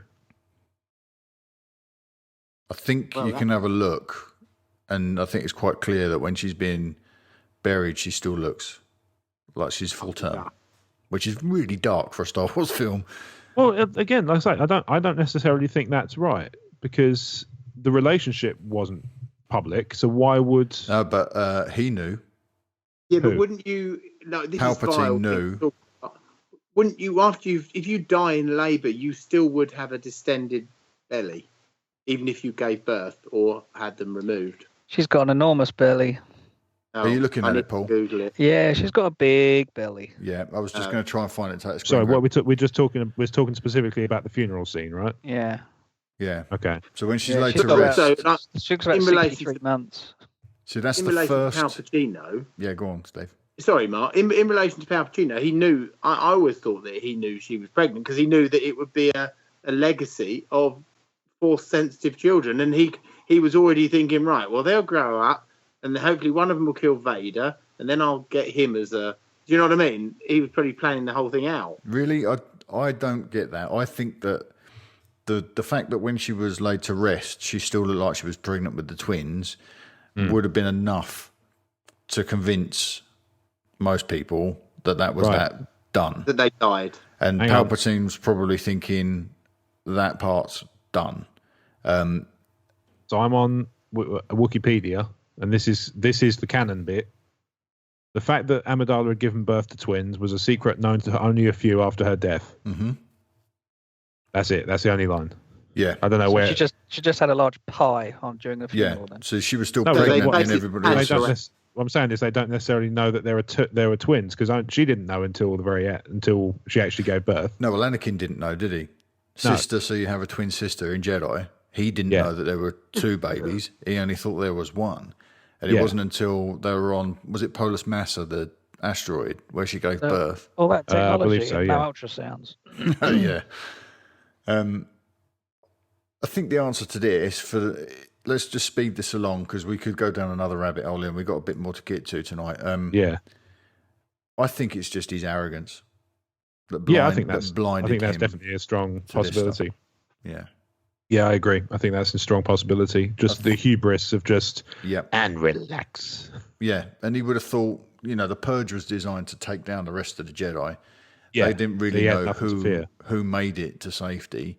And so I just think if you look at what we've seen recently with Tarkin and now with Catalyst, these new canon books, his attention shifts. He thinks once the Jedi Purge is complete, he moves his focus onto something else, and he's not bothered with that anymore. And the Sith have never been big on this whole living force thing anyway, have they? No. Plus, he also knows now he's got Vader in place who can protect him. Yeah. He's like his bigger, stronger mate. Yeah, that's it. Yeah, you can stand behind him and just stick up 2 fingers. Pick him. All right, I've got to just say before we move on that Paul, I think from some of the stuff Paul's been saying in his emails, I think you might benefit, Paul, from the VIP program that we run. I don't usually pitch this directly to people one-on-one, but these sort of questions, this happens in our VIP group, a closed group on Facebook, which is one of the privileges of becoming a Talk Star Wars sponsor. You might get a lot out of that, I think. Get on there and start sharing some of these ideas because you got big Star Wars brains over there like Chris White, Nathan Wan Kenobi and Matt Keegan that they will take the stuff apart with you in depth. Prolific speculators. Indeed. Yeah. Talking about Joe Crouch is also no slouch. Yeah, he's not. That's good with that rhymes. Yeah. We've got a voicemail from another heavyweight Star Wars speculator, and that is our friend Kyle over at Tumbling Saber. Indeed. So this is his question this week. Hey guys, it's Kyle at Tumbling Saber. I hope you're all doing well. I got a question this week about Chirrut Imue from Rogue One. I recently wrote about this on tumblingsaber.com, and I'm sure you guys all checked it out, but just forgot to send me your feedback. Weird. Anyway, I'm wondering why he's not a Jedi. In A New Hope, Obi-Wan tells us that the Force is in all living things. And George Lucas is on record as saying that anybody who trains hard enough can be a Jedi. Clearly, Chirrut has trained hard enough, and since he has a heartbeat, he's also presumably got midichlorians and can feel the Force. So what gives? He's old enough, I assume, to have been selected by the Jedi at a young enough age before the Clone Wars spread the Jedi too thin. So what's going on here? Why isn't this guy a Jedi? I'm curious as to what you guys think. So have fun with this one, and I'm going to hang up and listen. Nice one. Thanks, Carl. So why is that a thing? Why isn't Chirrut already well and truly trained? I disagree with what he said, even with George Lucas, not Kyle. I think George Lucas is high on drugs when he said that about because that just completely ruins the specialness of being a Jedi. And also, if we were the only 4 children in the universe, all 4 of us would have gone, I want to be a Jedi. I don't care what I have to do. I want to be a Jedi. I'll do anything. Everyone would be doing that, and there'd be billions of Jedi, and you'd be special if you weren't. Yeah, and he said the M word. He did say the M word, but he did in a style which only you could muster there, Steve. You've managed to back into a stroke of genius. If anyone could be a Jedi, they would, regardless of what George says. And it may be true, it may be canon that everyone's force sensitive, and you just got to work at it. Like I think he drew a comparison to yoga, that if you study hard enough, you can become proficient at yoga, but not everyone can do it. But we've all got the ability to do it, just need to work at it. So the Jedi, the 10,000 Jedi in the prequel era, have all worked to develop their force skills. That number's limited, probably not by supply, but more about demand. The Jedi only want so many in their numbers. They don't want a whole universe full of Jedi, do they? It's what Steve's saying. They want a small number, sets them apart, they're special, they're honed, they're skilled. But there'd be doors closing everywhere, wouldn't they? Everyone would be able to go. Or airport chairs moving. Yeah, you've done that. It's all coming out now. So, he was doing that on the way there. Weakness. Yes, your lust for doors is your weakness. Your lust for moving airport chairs is yours. I think that's absolute rollocks that George Lucas said that, and he's undermined the entire wonderfulness of that whole universe. Well, it is that about he created. Yeah, it's his intention, but his our inference of his intention is that the Jedi always select and it's exclusive. But clearly, this was at a time where they were making Return of the Jedi that he said this to Lawrence Kasdan that everyone's got the Force. It's only those that work at it that get to use it proficiently. And I don't think Chirrut in Rogue One was just overlooked. I just don't think that the Jedi really had that much interest in going out and collecting new members. No. Or vice versa. or vice versa. If you're a Jedi, what are you? You're a Jedi Knight. Yes, he's a monk. Yes. Monks and knights are not the same thing, even in the current world. So not everybody maybe wants to become a Jedi. He's a monk. He's got a different spirituality. So if he's genuinely spiritual, we've now decided that being a Jedi is actually of a scientific base because of the M word. He is a spiritualist monk that just happens to be a damn good warrior. So there's a whole sort of, I'm imagining, almost Buddhist sort of Shaolin situation going on with him. He's simply not a Jedi. Paul, so in that, do you think there's scope then that because he's spiritual, his force awareness and sensitiveness is going to come out? It's just not called a Jedi. And he actually I just think he's a blind man we hear about this often, blind man with extrasensory, he's got an extrasensory ability elsewhere in his body, and he's a spiritual guy. And you're talking about Blind Fury with Rutger Hauer. No, I'm talking about lots. He's blind. Mr. Yeah, but you can't be blind person. and catch fly with chopstick. You can't be blind and catch fly with chopstick. You've got to have some. You've got evidence of that, Steve. Yeah? You've actually travelled the planet and asked everybody that's blind, "Can you catch a fly in their chopstick?" It's amazing how this happens to this show. Steve starts talking, and we end up on a spiral. But look, if that's what I'm saying. All I'm saying is, I think he might.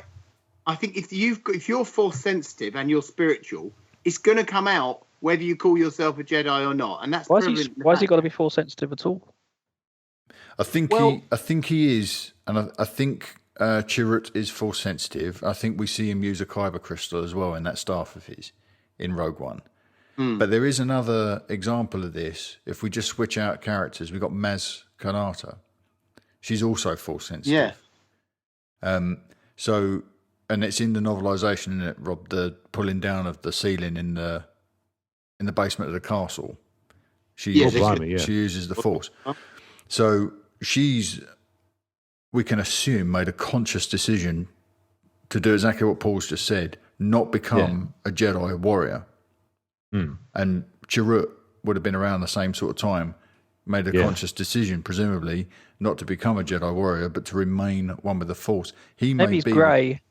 Yeah, like this Bendu thing that we're talking about. This person that's just the rock in the stream, and the Force is the stream. And I think that's a very interesting way they're starting to move this. As well as something else, sorry to just cut you off for a sec, Rob. Something else that's now canon, which I picked up on in the Tarkin book, is that beneath the Jedi temple on Coruscant is a Sith temple. Oh, okay. So the dark side that's clouded everything was literally right under the Jedi. Oh, that's awesome. So the Jedi are corrupt, and they have been they're not corrupt, though. They've been corrupted, and their ability to use the Force has been corrupted by this dark side that sits right under their temple of worship. That's awesome. And that's where Palpatine goes to access the dark side into the bowels of the Jedi temple. So there's no black and white in this whole universe, is there?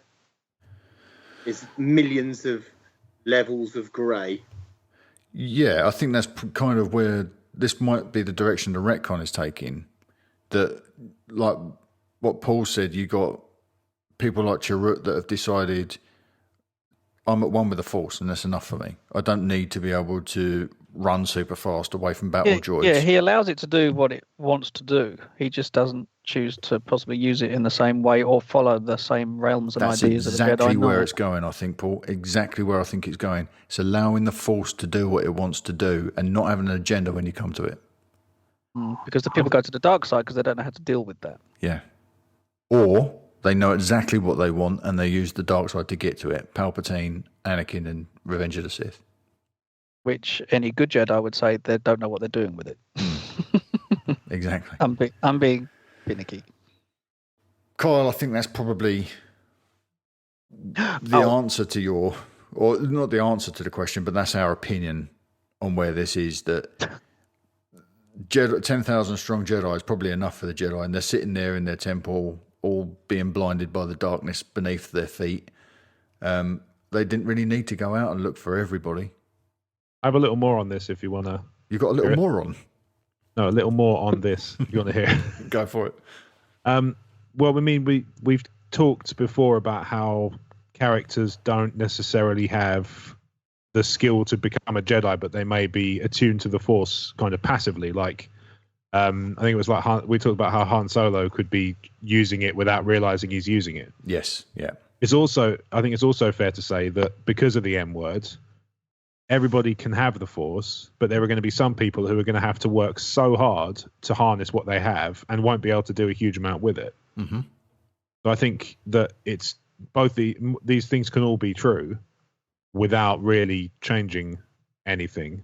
I think it's that it might be that Chirrut's just one of those people who is kind of lucky enough to be able to channel it without really meaning to. Is a possibility.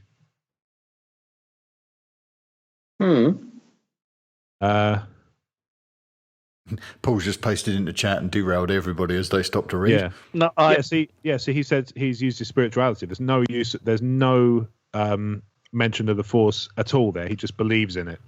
He and in fact just actually stumbled upon that. Yeah, he actually is. It's the opposite. He's not. It's not that he's rejected their ways. It's he believes in everything the Jedi's about, but he just doesn't possess. He just goes a different path. That's all. He just doesn't. Well, no, I'm saying he doesn't have the strength in the Force that a Jedi would have, but he still believes in their ways and still lives by their creed. Like the Church of the Force. Yeah, exactly. In fact, it might be a kind of an early precursor. Oh, that's interesting. My web browser's crashed. Gareth Edwards added on relation to this character, the idea that magical beings are going to come and save us is now going away. It's up to normal everyday people to take a stand against evil from dominating the world. So yeah, he's a bit of normality being thrown into the mix from the sound of it. Yeah, so he's just a double-R dude who happens to be blind. So and a Force devotee. Yeah, he's devoted to the way, like I say, he's the tenets of the Force rather than the yeah, exactly, rather than the actual physical Look, power. I'm the best in the flat, and that's it.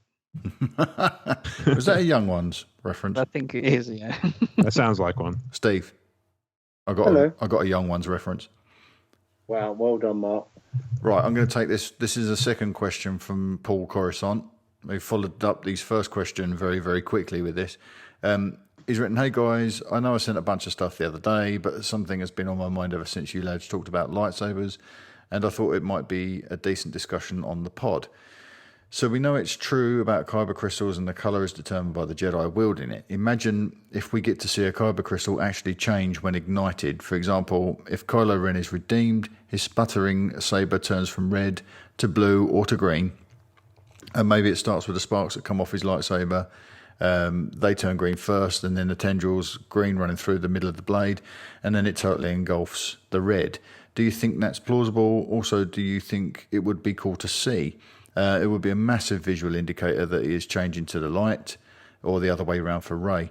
Also, wouldn't that mean that if it's Vader's crystal in Kylo's lightsaber, which is my theory, wouldn't it go back to blue? And would it be okay to send this on to the guys at Tumblr Saber? Well, Paul, of course, share these things with the Commonwealth because everyone's got really interesting and diverse points of view on this stuff. You might want to send it to the guys at Generation X-Wing, Rogue Squadron and Skyhoppers too, just to see what they make of it. So what do we reckon, chaps? Would it be good to see kyber crystals change colour on screen?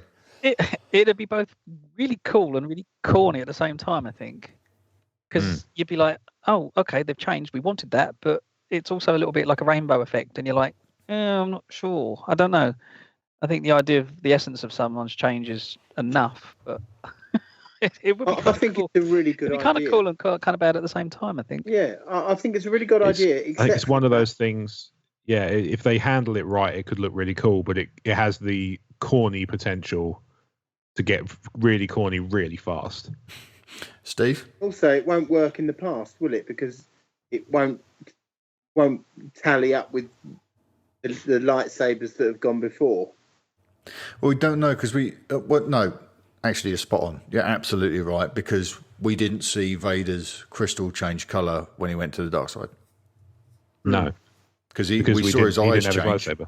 Yeah, Yeah. So this Well, I would be do think it's a brilliant idea, and I'd love to see it. I don't think it would look necessarily. It'd be kind of boring. cool. I think it's a really good visual cue, but it just doesn't tie in with Steve, you've done it again. You've just blown the lid off of something. That's a massive inconsistency, really, because this is now canon that Ahsoka's managed to change red crystals back to white because of her pure nature in the Force. Mm-hmm. So why didn't Anakin's blue saber go red in Sith? Mm-hmm. Because, here's one. It's a little bit of it's a little tenuous, but he didn't think he was dark. He wasn't acknowledging that he was actually. Yeah, but the Force would know. The Force doesn't have a say in it. It's the Force person. knows whether you're good or bad, because it's the person corrupting the crystal to their use. I'll buy that for $1. Tenuous. Yeah, it is tenuous, but Good I think that's one where the story group has actually potentially got to explain it for themselves or admit they dropped the ball. And this is the problem, right? This is the big problem right now with new Star Wars, is that if you aren't studied, if you haven't read the Ahsoka book, you're not going to know. And if you see a kyber crystal change colour on screen, that's going to be the first time you've ever seen it. And so the visual storytelling of Star Wars has changed right before your eyes, and you've got to try and run to catch up, which is not in keeping with George's core rules for Star Wars storytelling. I don't know. I worry about this a little bit. That it might be too confusing on screen. Mm. The other point he makes as well, just reading this, if it really is Vader's crystal, let's just play with this for a second then. So if we said we were going to see this change on screen and Kylo came back to the light side, lots of ifs, if it's Vader's crystal at the heart of his lightsaber, what colour would it go to? Presumably that's down to Kylo, isn't it? It wouldn't revert back to Anakin's colour. It's down to Ben Solo. So it could really go to green, couldn't it? It can't go back to. It can't go to blue because Luke has that. No, you're right. Yeah, that's the Skywalker lightsaber. So Rey's got that. Yeah. The Vader's crystal is synthetic, isn't it? No, it's not. The synthetic crystals have been retconned out, there's a bit on that in Catalyst. I was going to say that, they've retconned it out. I need to retcon it back in. Yeah, they it's a retcon. Yeah, it's a con. Yeah, it's just the way they've shifted it, so it's no longer a Sith crystal that's synthetic, but there are synthetic crystals being developed for other reasons, which I won't go into because it's spoiler in Catalyst. So I guess those fake crystals, they won't have the embodiment of history in them that Luke's lightsaber does, because they're just technology rather than something spiritual, rather than the living thing.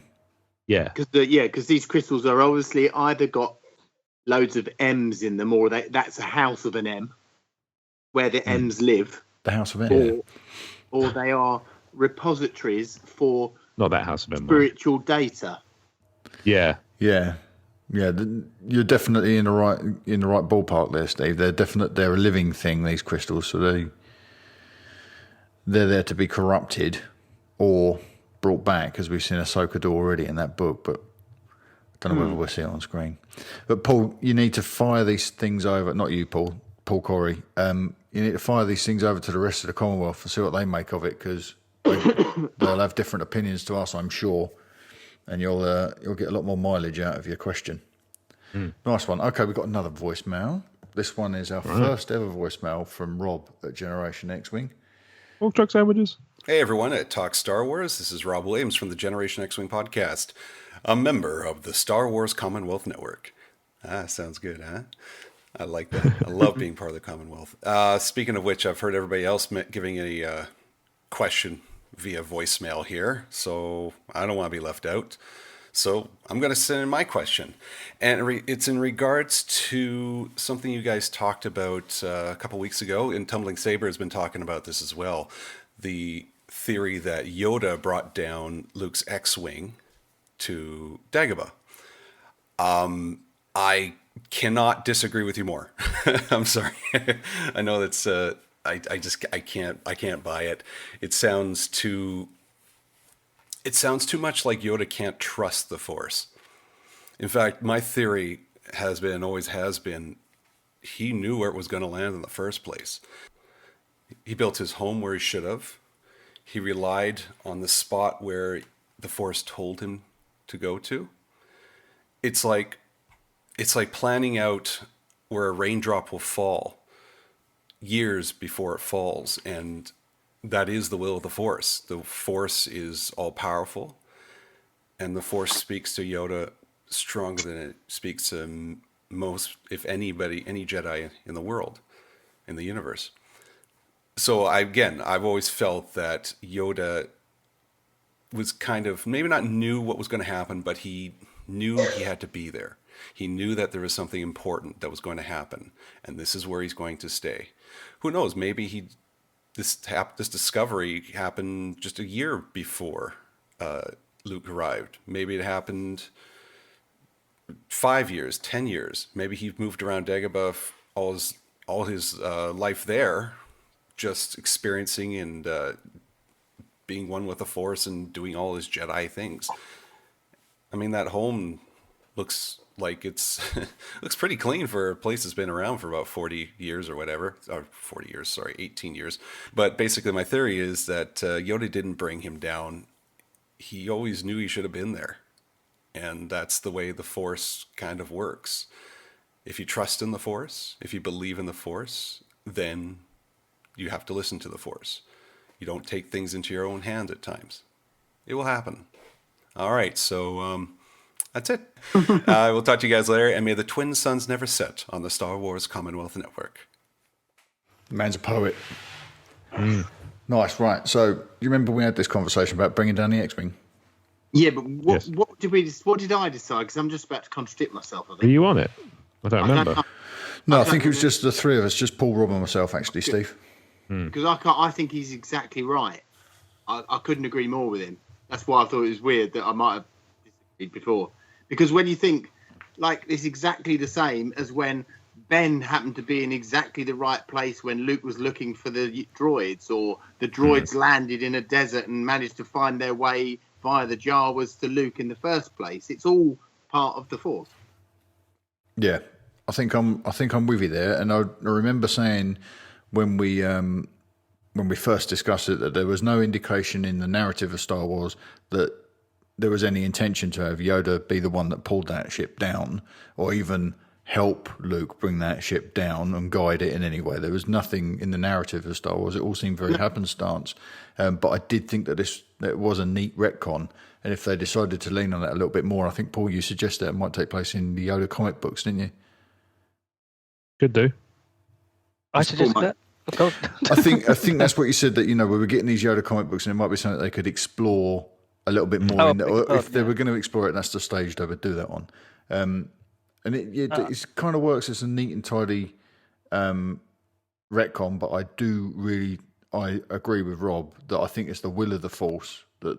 Well, yeah, I mean, Yoda didn't pull the ship down, but the Force did. Yeah, I think it could be right.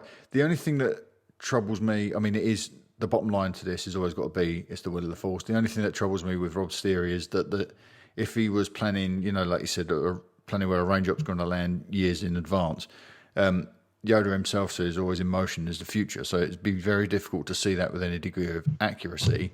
But again, you default back to, well, it's the will of the Force. So all Yoda had to do was be open to it, and he would know where he'd need to be. And if he needed to move because the path of events has changed, he would move. But what's your take on it, Rob? Has your opinion changed? No, I've walked it back a touch. So I've kind of come to the conclusion that I think it's entirely plausible that Yoda could mess with Luke's instruments to bring it down, rather than actually bringing down the whole X-Wing. Mm-hmm. Just kind of messing with his instruments so that he can't see what he's doing, and ends up crashing in the swamp right near his house. It all seems. I kind of agree in the sense it's all a bit tidy, otherwise. But yeah, I kind of, my feeling is still that he's kind of influenced it a bit. I mean, not necessarily as a test of Luke's ability, but more. What's the word? I don't know. Yeah, it's a bit of a mind bender, isn't it? Really, thinking that I'm not even sure that the Force thought of it in the sense thinking. I'm thinking is the wrong word. I'm not sure the Force even thought of it that far ahead. Maybe the Force just thought at the time, right, I need to get these two together now.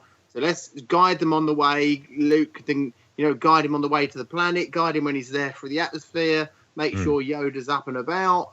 Like, did it at that point, rather than the raindrop theory, it kind of was done on the fly by the Force. Right. Yeah, always in motion is the future. Yeah. And it was done right. Maybe there'd been a few. Maybe the Force had tried to get these two together many times, but this was the only time it was successful. Yeah, well, we did say previously that we felt that some of that stuff would have been contingent on Luke's abilities. So he wasn't able to receive the invite to Dagobah until he'd got to a point where he trained and developed enough skill at that point to start seeing Obi-Wan. And it wasn't until he was in peril on Hoth that he saw him and he could get that invite to Dagobah. And until that point, it was beyond him. Because it's funny, really, because Luke isn't. If you kind of could gauge how good a Jedi a person was, Luke isn't that good a Jedi, is he? In the sense of learning the Force, he's not the. He's not. They're certainly not the best student. No, and he's not naturally predisposed to learning the Force as much as others are. No, but it's a break from that structure that helps him go on to redeem Anakin, isn't it? It's the break from that. Because he's not your everyday. He can't be boxed into that same training as the kids that were taken in as infants and trained from a very early day. He's not indoctrinated. He's not been brainwashed. No, it's his kind of that you can't track how good he is, what he's going to do. That's what makes him sort of unquantifiable. You won't like my answer, don't worry. No, go on, have at it. Aliens. Sheer coincidence. Yeah? Yeah, his instruments failed. He started the landing cycle. He crashed in a lake. You have no idea how far the X-Wing was from actually Yoda's house, do we? Not really. No, it's not far. It doesn't It says necessarily. not far, but I don't think anything happened. That's spooky. To be honest, it's you couldn't have Luke walking around on Dagobah for days and days and days trying to find Yoda's hut because it would have chewed up too much storyline. So it just happens. That's a bit of luck. You're in a boggy swamp that's reasonably near Yoda's house. By the way, there's also a storm because R2's outside about an hour later, stuck in quivering rain. So it's just instrument failure, bad weather. Luke just couldn't see. He's an able pilot. Yeah, he couldn't see, but when you think of it, he's in orbit above a planet, and planets are huge. They're like Dagobah's not though. No, but it's got a gravity 1g, called a relative. It's going to be a big planet. It's going to be millions of square miles. Like he's orbiting this planet. He goes, right, I'm just going to land somewhere and try my luck. He ain't going to do that. He already knew the coordinates and exactly where to go in because either his Force, it's given it to him, the Force, or he just didn't know what he was typing in and he just went to the right place. I don't think there's coincidence there. It can't be. It's Star Wars. It don't work, the coincidence theory. You wouldn't. He's an intelligent guy, Luke. He wouldn't go, I'm going to spend the rest of my life walking He's an around impetuous kid at that time. Yeah, but if you was dumped on Earth looking for Marc, you'd never find him. Unless you... In reality's terms. We're talking about No Man's Sky. Well, God, not that screensaver. Yeah, you'd never find someone in a million years if you only two of you on a planet. In a billion years, the planets are huge. That's why that's my point. You couldn't have Luke walking around Dagobah forever, so it's like, well, why don't we just land him, 300 yards from the house? It's a pretty, with the greatest respect, it's a very boring theory. Well, great respect. I'm entitled to it. No, I know what you're saying. That's fine, Paul. You've justified it, so you're entitled to it. I don't see why it's even necessary to have any spirituality attached to Luke's landing on Dagobah. Doesn't have to be. That's what it was kind of neat. Apparently, it does. No, I think it's like we said earlier. And there are no bad theories. There are theories that we can get hold of. I'm right. Move on. We can shake them until they fall apart. But personally, I think that it might be a sign that it's more Luke learning to do what he did at the end of A New Hope, which is turn off the instrumentation and use the force to focus Yeah, and get the exactly. He doesn't results. turn off instrumentation. He turns No. on the landing cycle. No, but when he heads off to Dagobah, he kind of, that's on a wing and a prayer, isn't it? No, he doesn't. He tell R2 not to worry. He's like, I've got this. Blah blah blah blah blah. And then he does. Yeah, this. he puts it on manual. Yeah, he but wants to there's- take over, he's got- doesn't he, He's a long R2? way. He's got to go through the black. Maybe there's your But answer. He does no. Well, he does. He says there's instrumentation failure, but he does, which is interesting because he starts the landing cycle after he stated there's instrumentation failure. So anyway, Maybe it's an Apple product, that X-Wing. and if not being funny, Firmware update crash. if it is anything to do with the Force and anything to do with Yoda, he's a bit of an arse if he puts him straight into a lake. Yeah, he is, yeah. I wouldn't want to be friends anymore. It's like, you're my teacher. Well, unless he wanted I'm to trap I'm him out there. of here. I might go back He to might- that Wampa. See I what. love it. Yeah. Yoda's He a might bit have of an wanted arse. to trap him there, mightn't he? Yodas. Love it. And Love I it. don't think R2 was very happy. He gets eaten by a. Oh, I can't remember what it's called. And yeah, R2. What does he get eaten by? I don't know if they ever Just a swamp specified, did they? monster, yeah. I Loch don't- Ness Yeah. Humpback whale by the So, look of it. Again, so did Yoda see that coming? What Wow, a beep. that's a great question. All right. Anyway, is this Reese? Cool. Do you want to take Qui-Gon Reese's question? Qui-Gon Reese. Yeah, absolutely. Right. Hi, guys. I hope you had a pleasant time away, Mark. I know I speak for the entire Commonwealth when I say we missed you, Paul.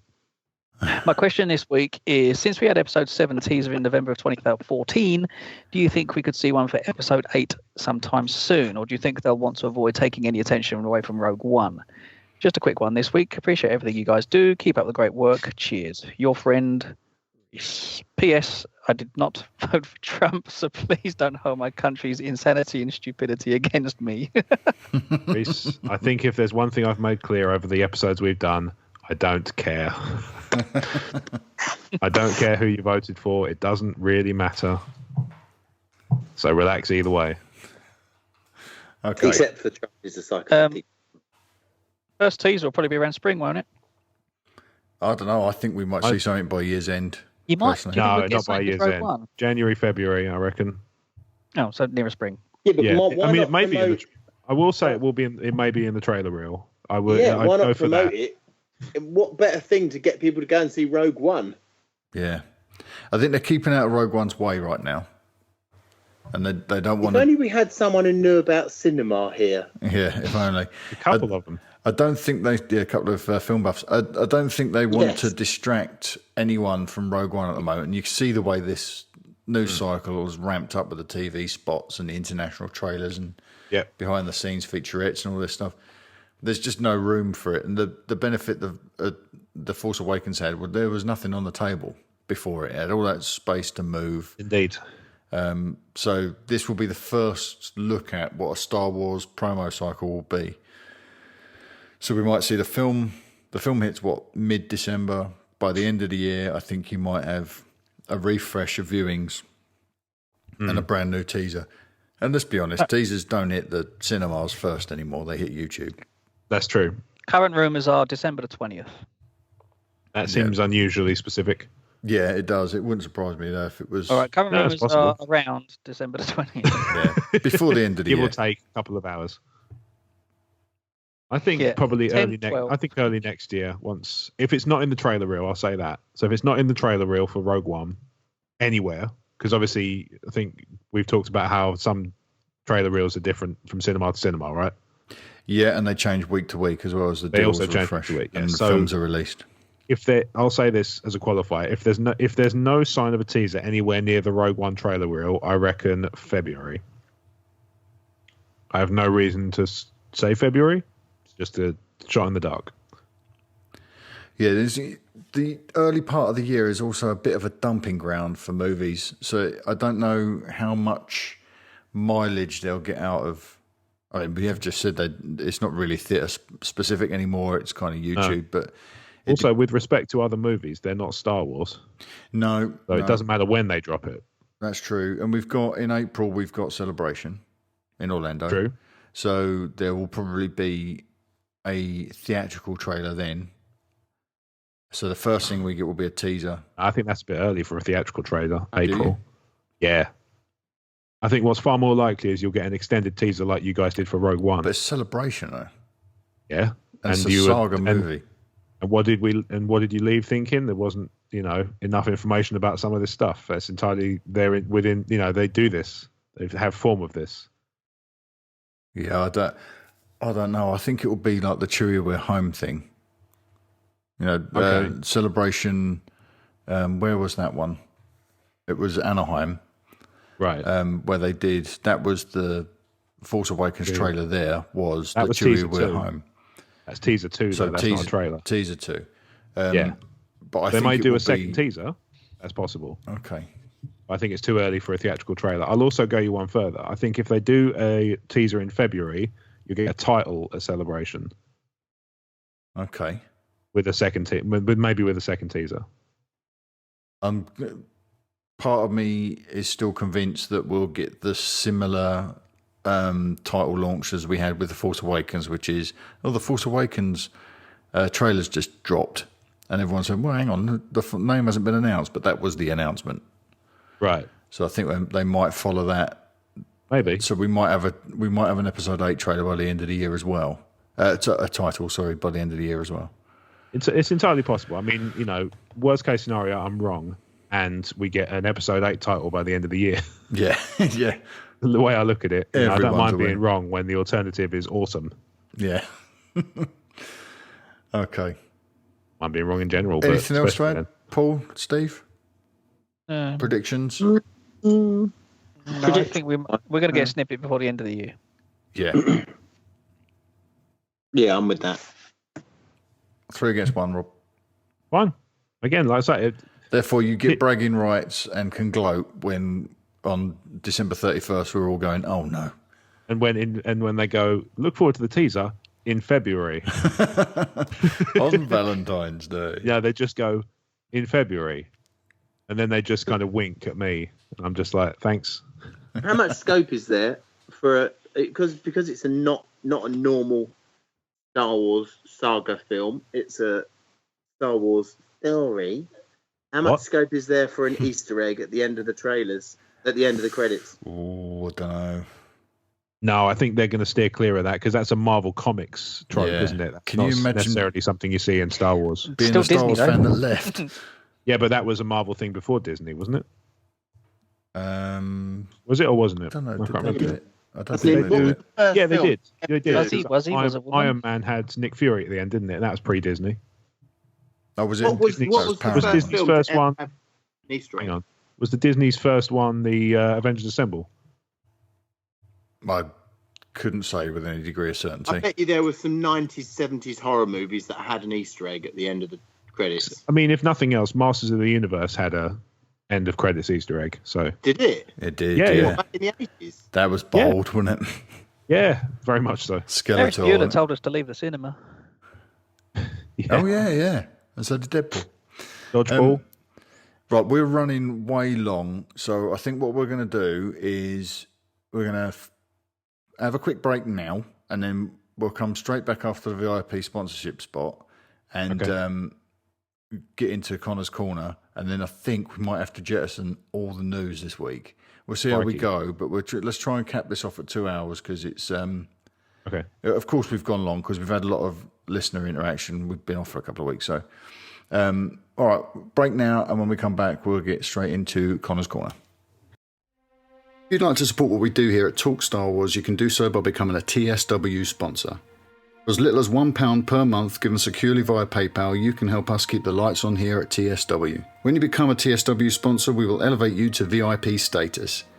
As a TSW VIP, you'll get access to an exclusive stream that provides you with fun downloads like HD wallpapers for your desktop, tablet and mobile device, ringtones and text alerts courtesy of our very own audio Jedi at Rob Wade Vision. You'll also receive a monthly newsletter with news about what's going on here at Talk Star Wars, and you'll get a priority release of the new Star Wars audio commentary series called TSW Feature Comms. All this for as little as £1 per month. Head to talkstarwars.co.uk/support and become a TSW sponsor today, and the Force will be with you always. And we're back. So as you've just heard, you can go through the steps detailed in the promo to become part of the TSW VIP program, which, as Mark mentioned earlier, has an exclusive Facebook group which allows you to chat to other VIPs and us as well, which is always nice. So as is customary after this point, it is time for Connor's Corner featuring Leo. So Connor writes thusly. Good day, gents. I hope you're well. I haven't been online much in the last week or so because of several reasons. One being BT cutting off my internet due to a banking error. The other one of my workmates dropping my phone into a sink full of water. All right, okay. Sounds like a great workmate.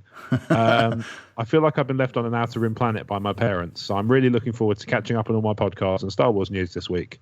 Anyway, with just under 1 month to the release of Rogue One, and Leo and I can't wait, I'm sure you guys are also hyped. I was talking to one of the guys I work with this week about Rogue One coming out, and him not being into Star Wars as much as I am. He said, I see Vader is in it. I love Darth Vader.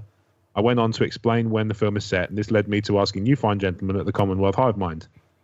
Is it possible we could have a Vader movie filling the 18-year gap between Episode 3 and 4? Just imagine a Lord Vader hunting down the rest of the Jedi across the galaxy, still full of hate after Palpatino. Rob, can we get a hoa? Telling him they must be wiped out. They're a threat to the new Empire. I love the idea of a much faster, younger Vader doing just all the dirty work of the Emperor, no questions asked, as he's so full of anger toward the Jedi. We all know how marketable Vader is as a character. This, to me, seems like a no-brainer.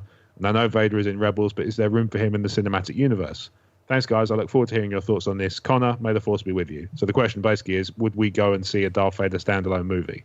Yeah, and it kind of plays into what you were saying earlier, Steve, about other movies set between trilogies that focus on main characters.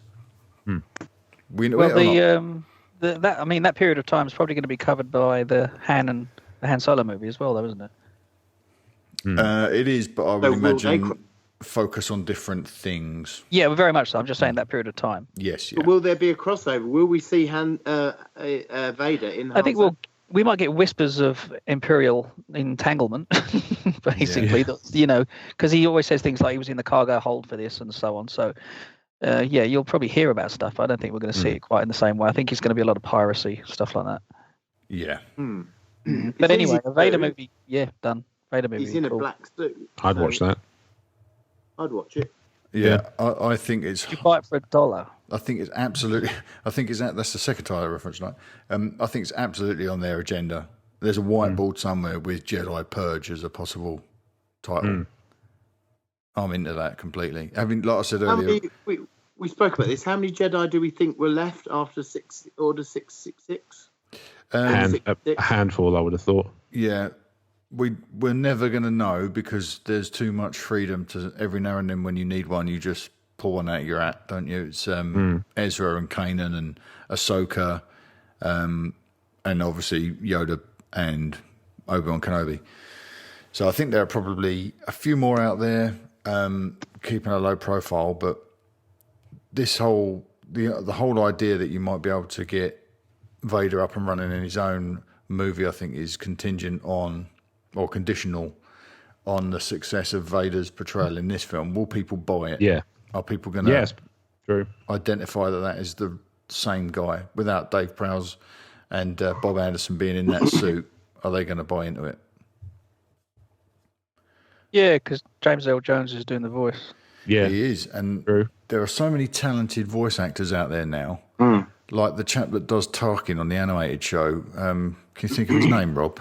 It's just gone out of my head as you said it. That's just so annoying. Stephen Stanton. That's it, Stephen Stanton.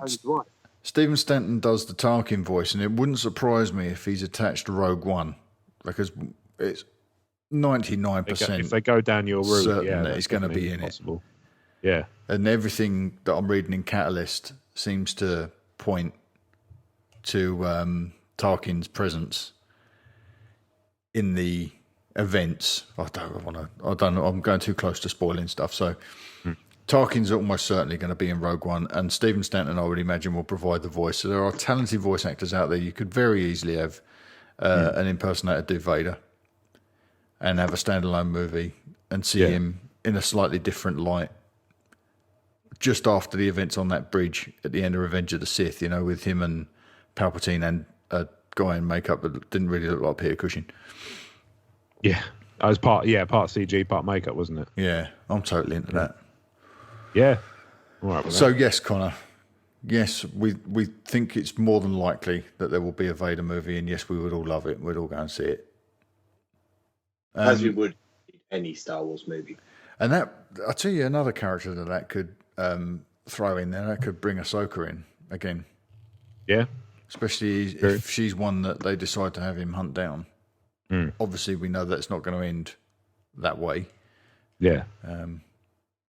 Yeah, there's so many possibilities now. They've got all this time to play with.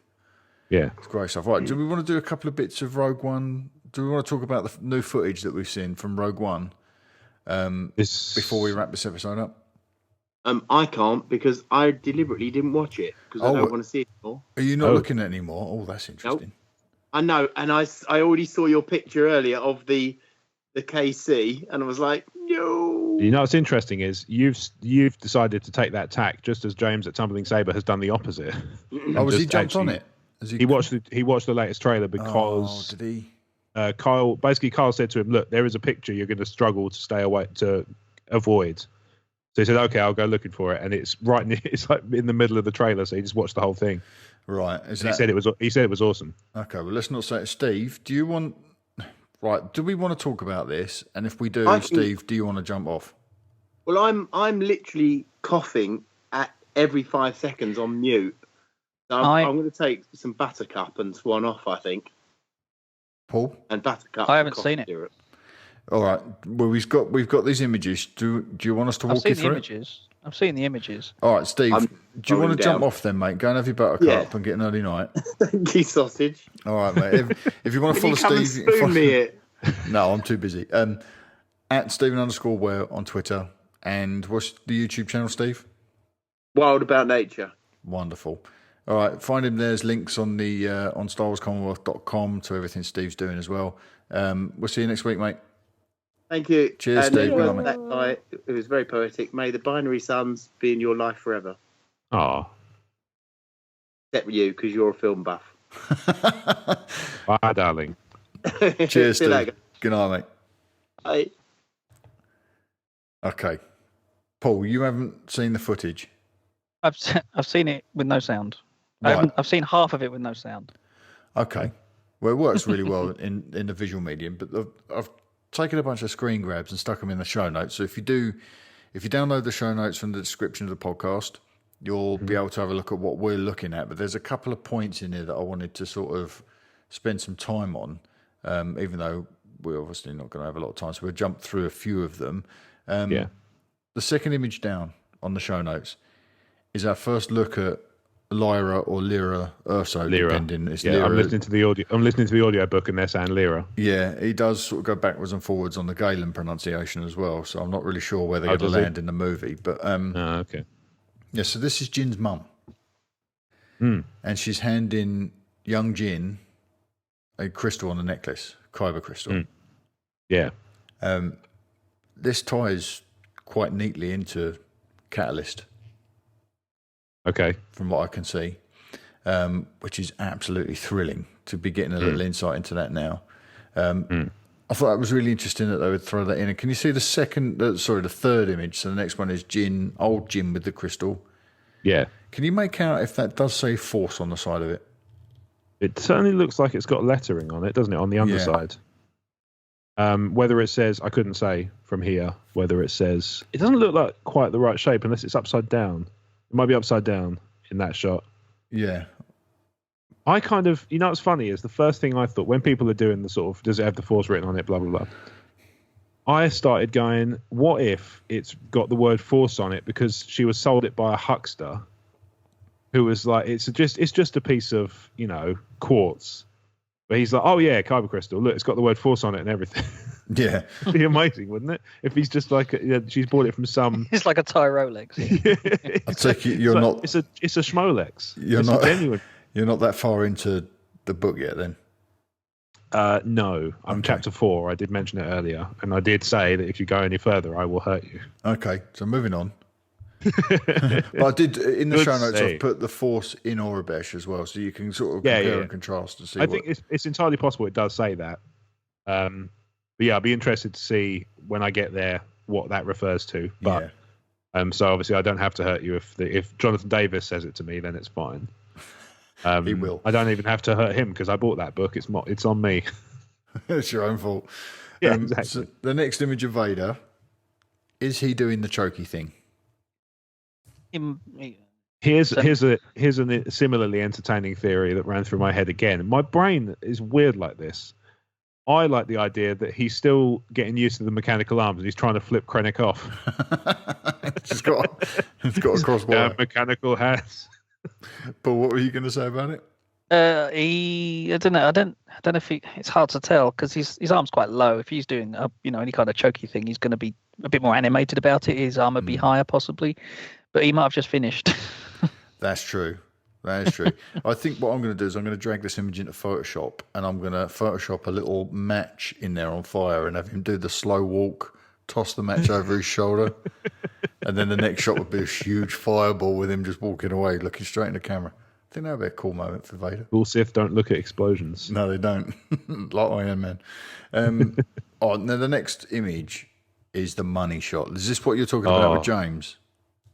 Is this the shot he was looking for? The crystal was the one that they mentioned. I think. Right, okay. I'm not sure that it may have been this one because this is the one that, it dismisses all the speculation, doesn't it?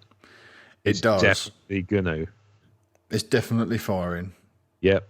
Paul, what's your read on this? Is it going to be a planet destroyer or is it just the city? No, this is a test because we've seen evidence that there does appear to be an explosion of similar nature. And so far, every time we've seen that happen, the planet just disintegrates or explodes immediately. Yeah. Gone. We see that there is a ridiculous explosion, but it's definitely contained compared to a complete planet destruction. So yeah. I think this is test 1 or test 2. And maybe after test 1 or test 2, they do have to put a new dish in or something like that. But I think this is part of a first test. If it's a destruction shot, that's really eerie.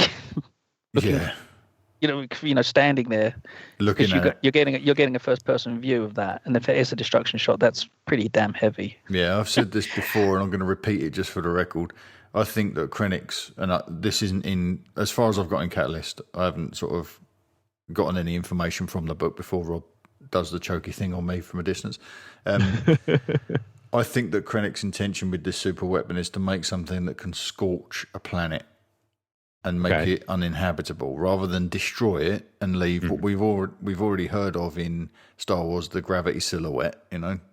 Like take a planet out and what's left, nothing. I think that Krennic's design for this is just destroy a planet's atmosphere and leave it just like this barren moon. That's what I think the intention is. And Tarkin's the one that says, "What happens if we turn it right up? If we turn it to 11, turn it up to 11, and let's see what this thing's really capable of." And that just frames Tarkin as a double mental, doesn't it? Yeah, I love this shot. Yeah, I like that idea. It's quite cool.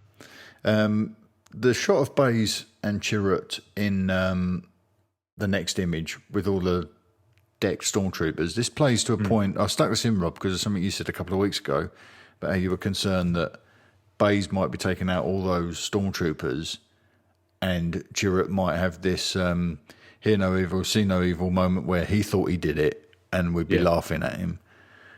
This is more of a buddy cop thing, isn't it? This shot where Chirrut says, "You nearly shot me," and they have that nice little bit of banter. Yeah, like I say, they could make for some funny moments. I'm just wary of. I think so. Whether it will reduce his character in any way. I'm hoping from the trailer that they know they're conscious of that and they're steering away from it, which would be good. Yeah. That's the impression I get from the trailer anyway. Yeah. Which would be nice. I think so, because these guys, even in real life, the actors, they have such a great chemistry when they're together. Yes. Leaning on that and enjoying that is much more entertaining than any cheap jokes at the expense of one of those characters. Yes, indeed. Paul, you haven't seen that with the dialogue, have you? No, but I don't. They always R2 and 3PO were always the initial Laurel and Hardy in the setups, weren't they? So they're not going to be as apparent in these films. Possibly near the end, I expect. So there's nothing wrong with throwing in some light entertainment. You need it, don't you? You don't want comedy, not comedy, not Jar Jar. just like light entertainment. Yeah, no, I'm with you there, absolutely. All right, the next shot, Paul. This must have got your This must have got your juices flowing. This next shot and If you'd seen it, that ship that's in it. I've seen this. I'm only looking at the still. I don't think I've been this far now with the I'm going to watch it in about 5 minutes. I'm going to get rid of you guys and go and watch it. So. Okay, cool. Ouch. Yeah, what we're talking about. I can see the medical frigate. Is the medical frigate? Yeah, the medical frigate from The Empire Strikes Back made an appearance in this space battle, which is absolutely superb. And if you look closely, you can see the Tantive 4 in there as well. Just about, yeah. Just above the nose of the X-wing fighter. Just interesting. If it's the Tantive 4, yeah, that's very interesting. Yeah, I think there's plenty of room for it to be another ship. I think there is another Tantive. I think there's a Tantive 3. There's a couple of, I think, probably blockade runners. Yeah, in the fleet. I don't know where I got that from. That might have been Rebels. I can't remember, but okay, or it might have been the Tarkin book. I'm sure that it's in there somewhere. But there are other versions of those. They're just a Corellian blockade runner, aren't they? So a Corvette. Yeah, there's a couple in Return of the Jedi. I'm just looking at it now. Right. There's a few in the fleet that makes the attack on the second Death Star. So there's definitely more than one. What we've said before about visual storytelling, yes, using that in this film, it's a shorthand. You're telling people that's the Tantive 4. Just showing that model of craft, you're saying that's the Tantive 4, aren't you? It Where depends. this thing is placed. But then, it like I say, it just depends on how they approach it. It may be that might be the Tantive 4 that suddenly makes its way out and escapes, or tries to escape anyway. Yeah, this might be the battle where it splits off. Yeah. And does its thing. Yeah, very possible. Where are you looking? Pasted into the show notes. What are you saying?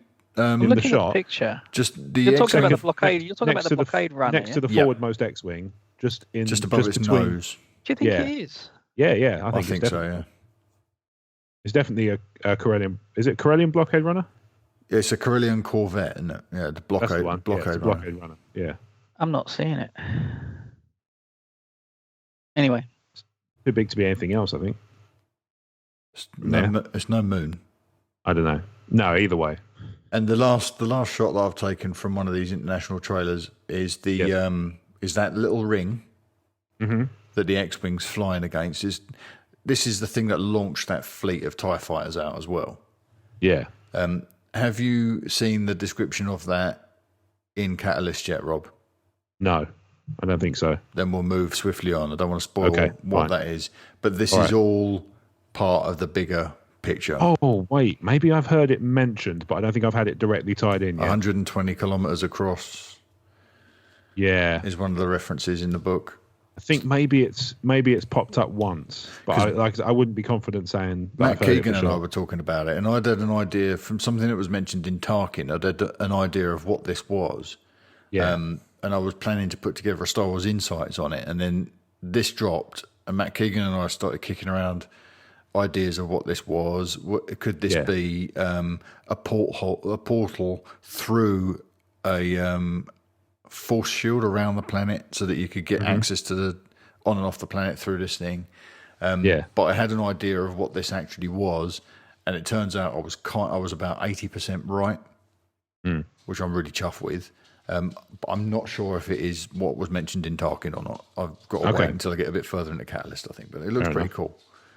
And we're getting space fights. Yes. Awesome. Dog fights are always good. Fantastic. Right, the last thing I thought might be a good idea to go out on this one because we are running really long tonight, having had a week off. The Rogue One IMAX poster. What do you guys think of that?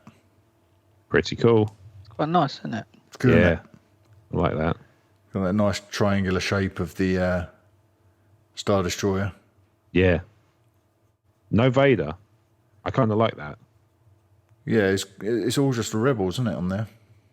Yeah, they don't. I like the fact they don't need to, bombard the poster with Vader everywhere, going Vader, Vader, Vader, Vader, Vader. Yeah. Which suggests he's going to have, there's a subtlety to his presence, which I quite like the sound of.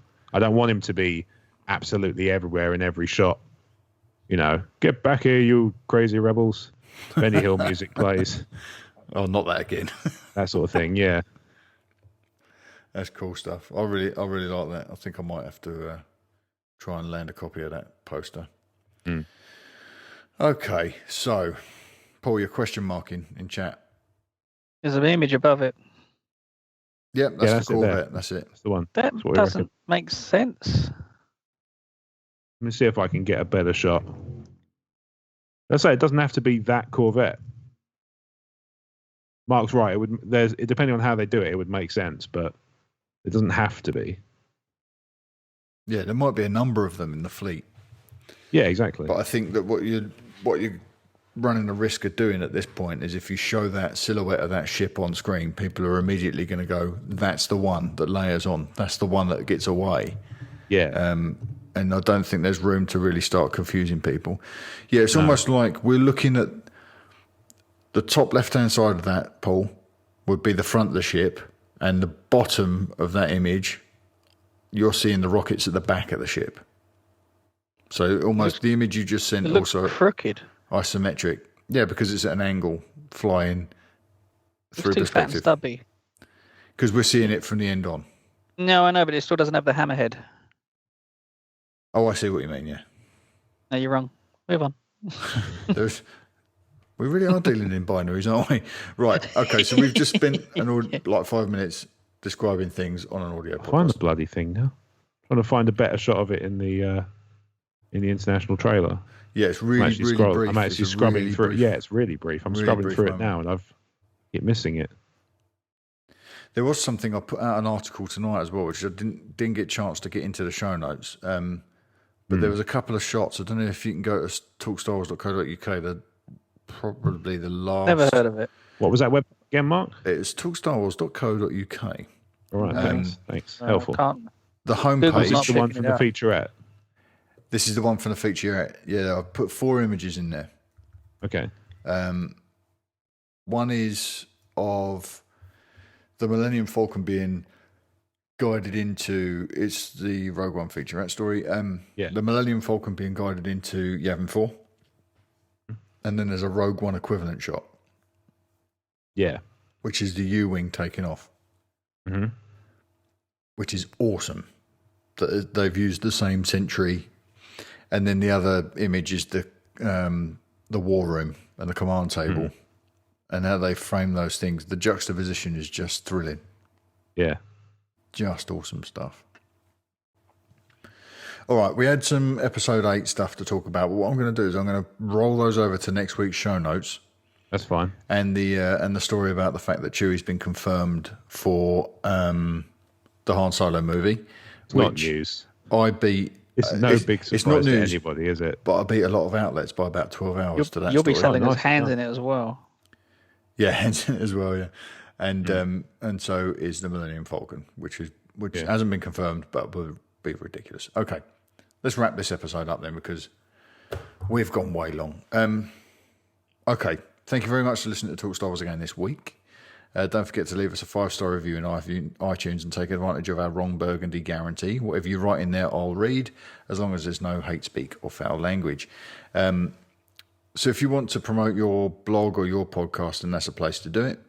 You can email us your questions and your comments at talkstarwarsinfo@gmail.com, or you can reach out to us on one of our many social channels, such as Twitter, Facebook, YouTube, Instagram, to name but a few. And with that said, guys, where can people find you between shows?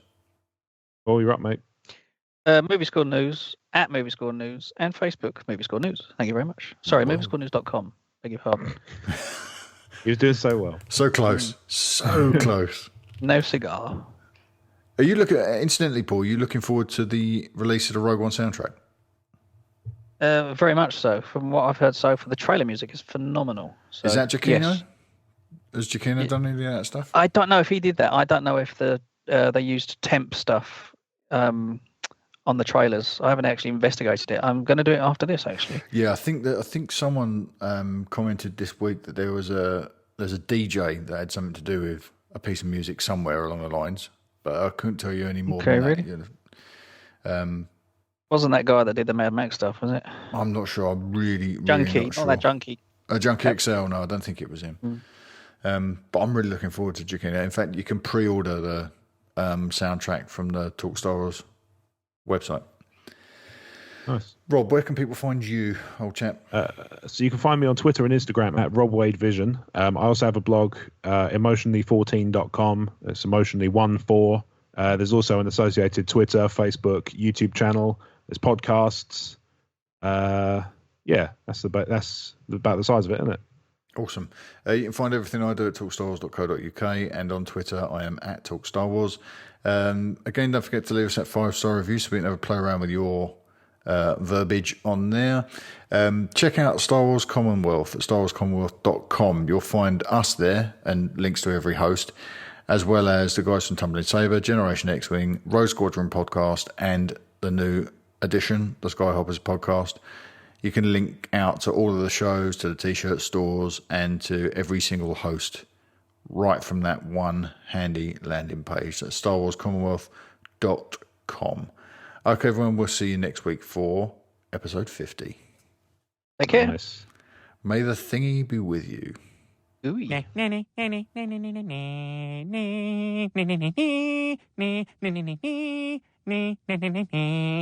a wrap. It's a wrap. I mean, someone could pull off James Earl Jones, couldn't they? Probably Mrs. Earl Jones, I would have thought. I'm going to cut that joke out. You can't.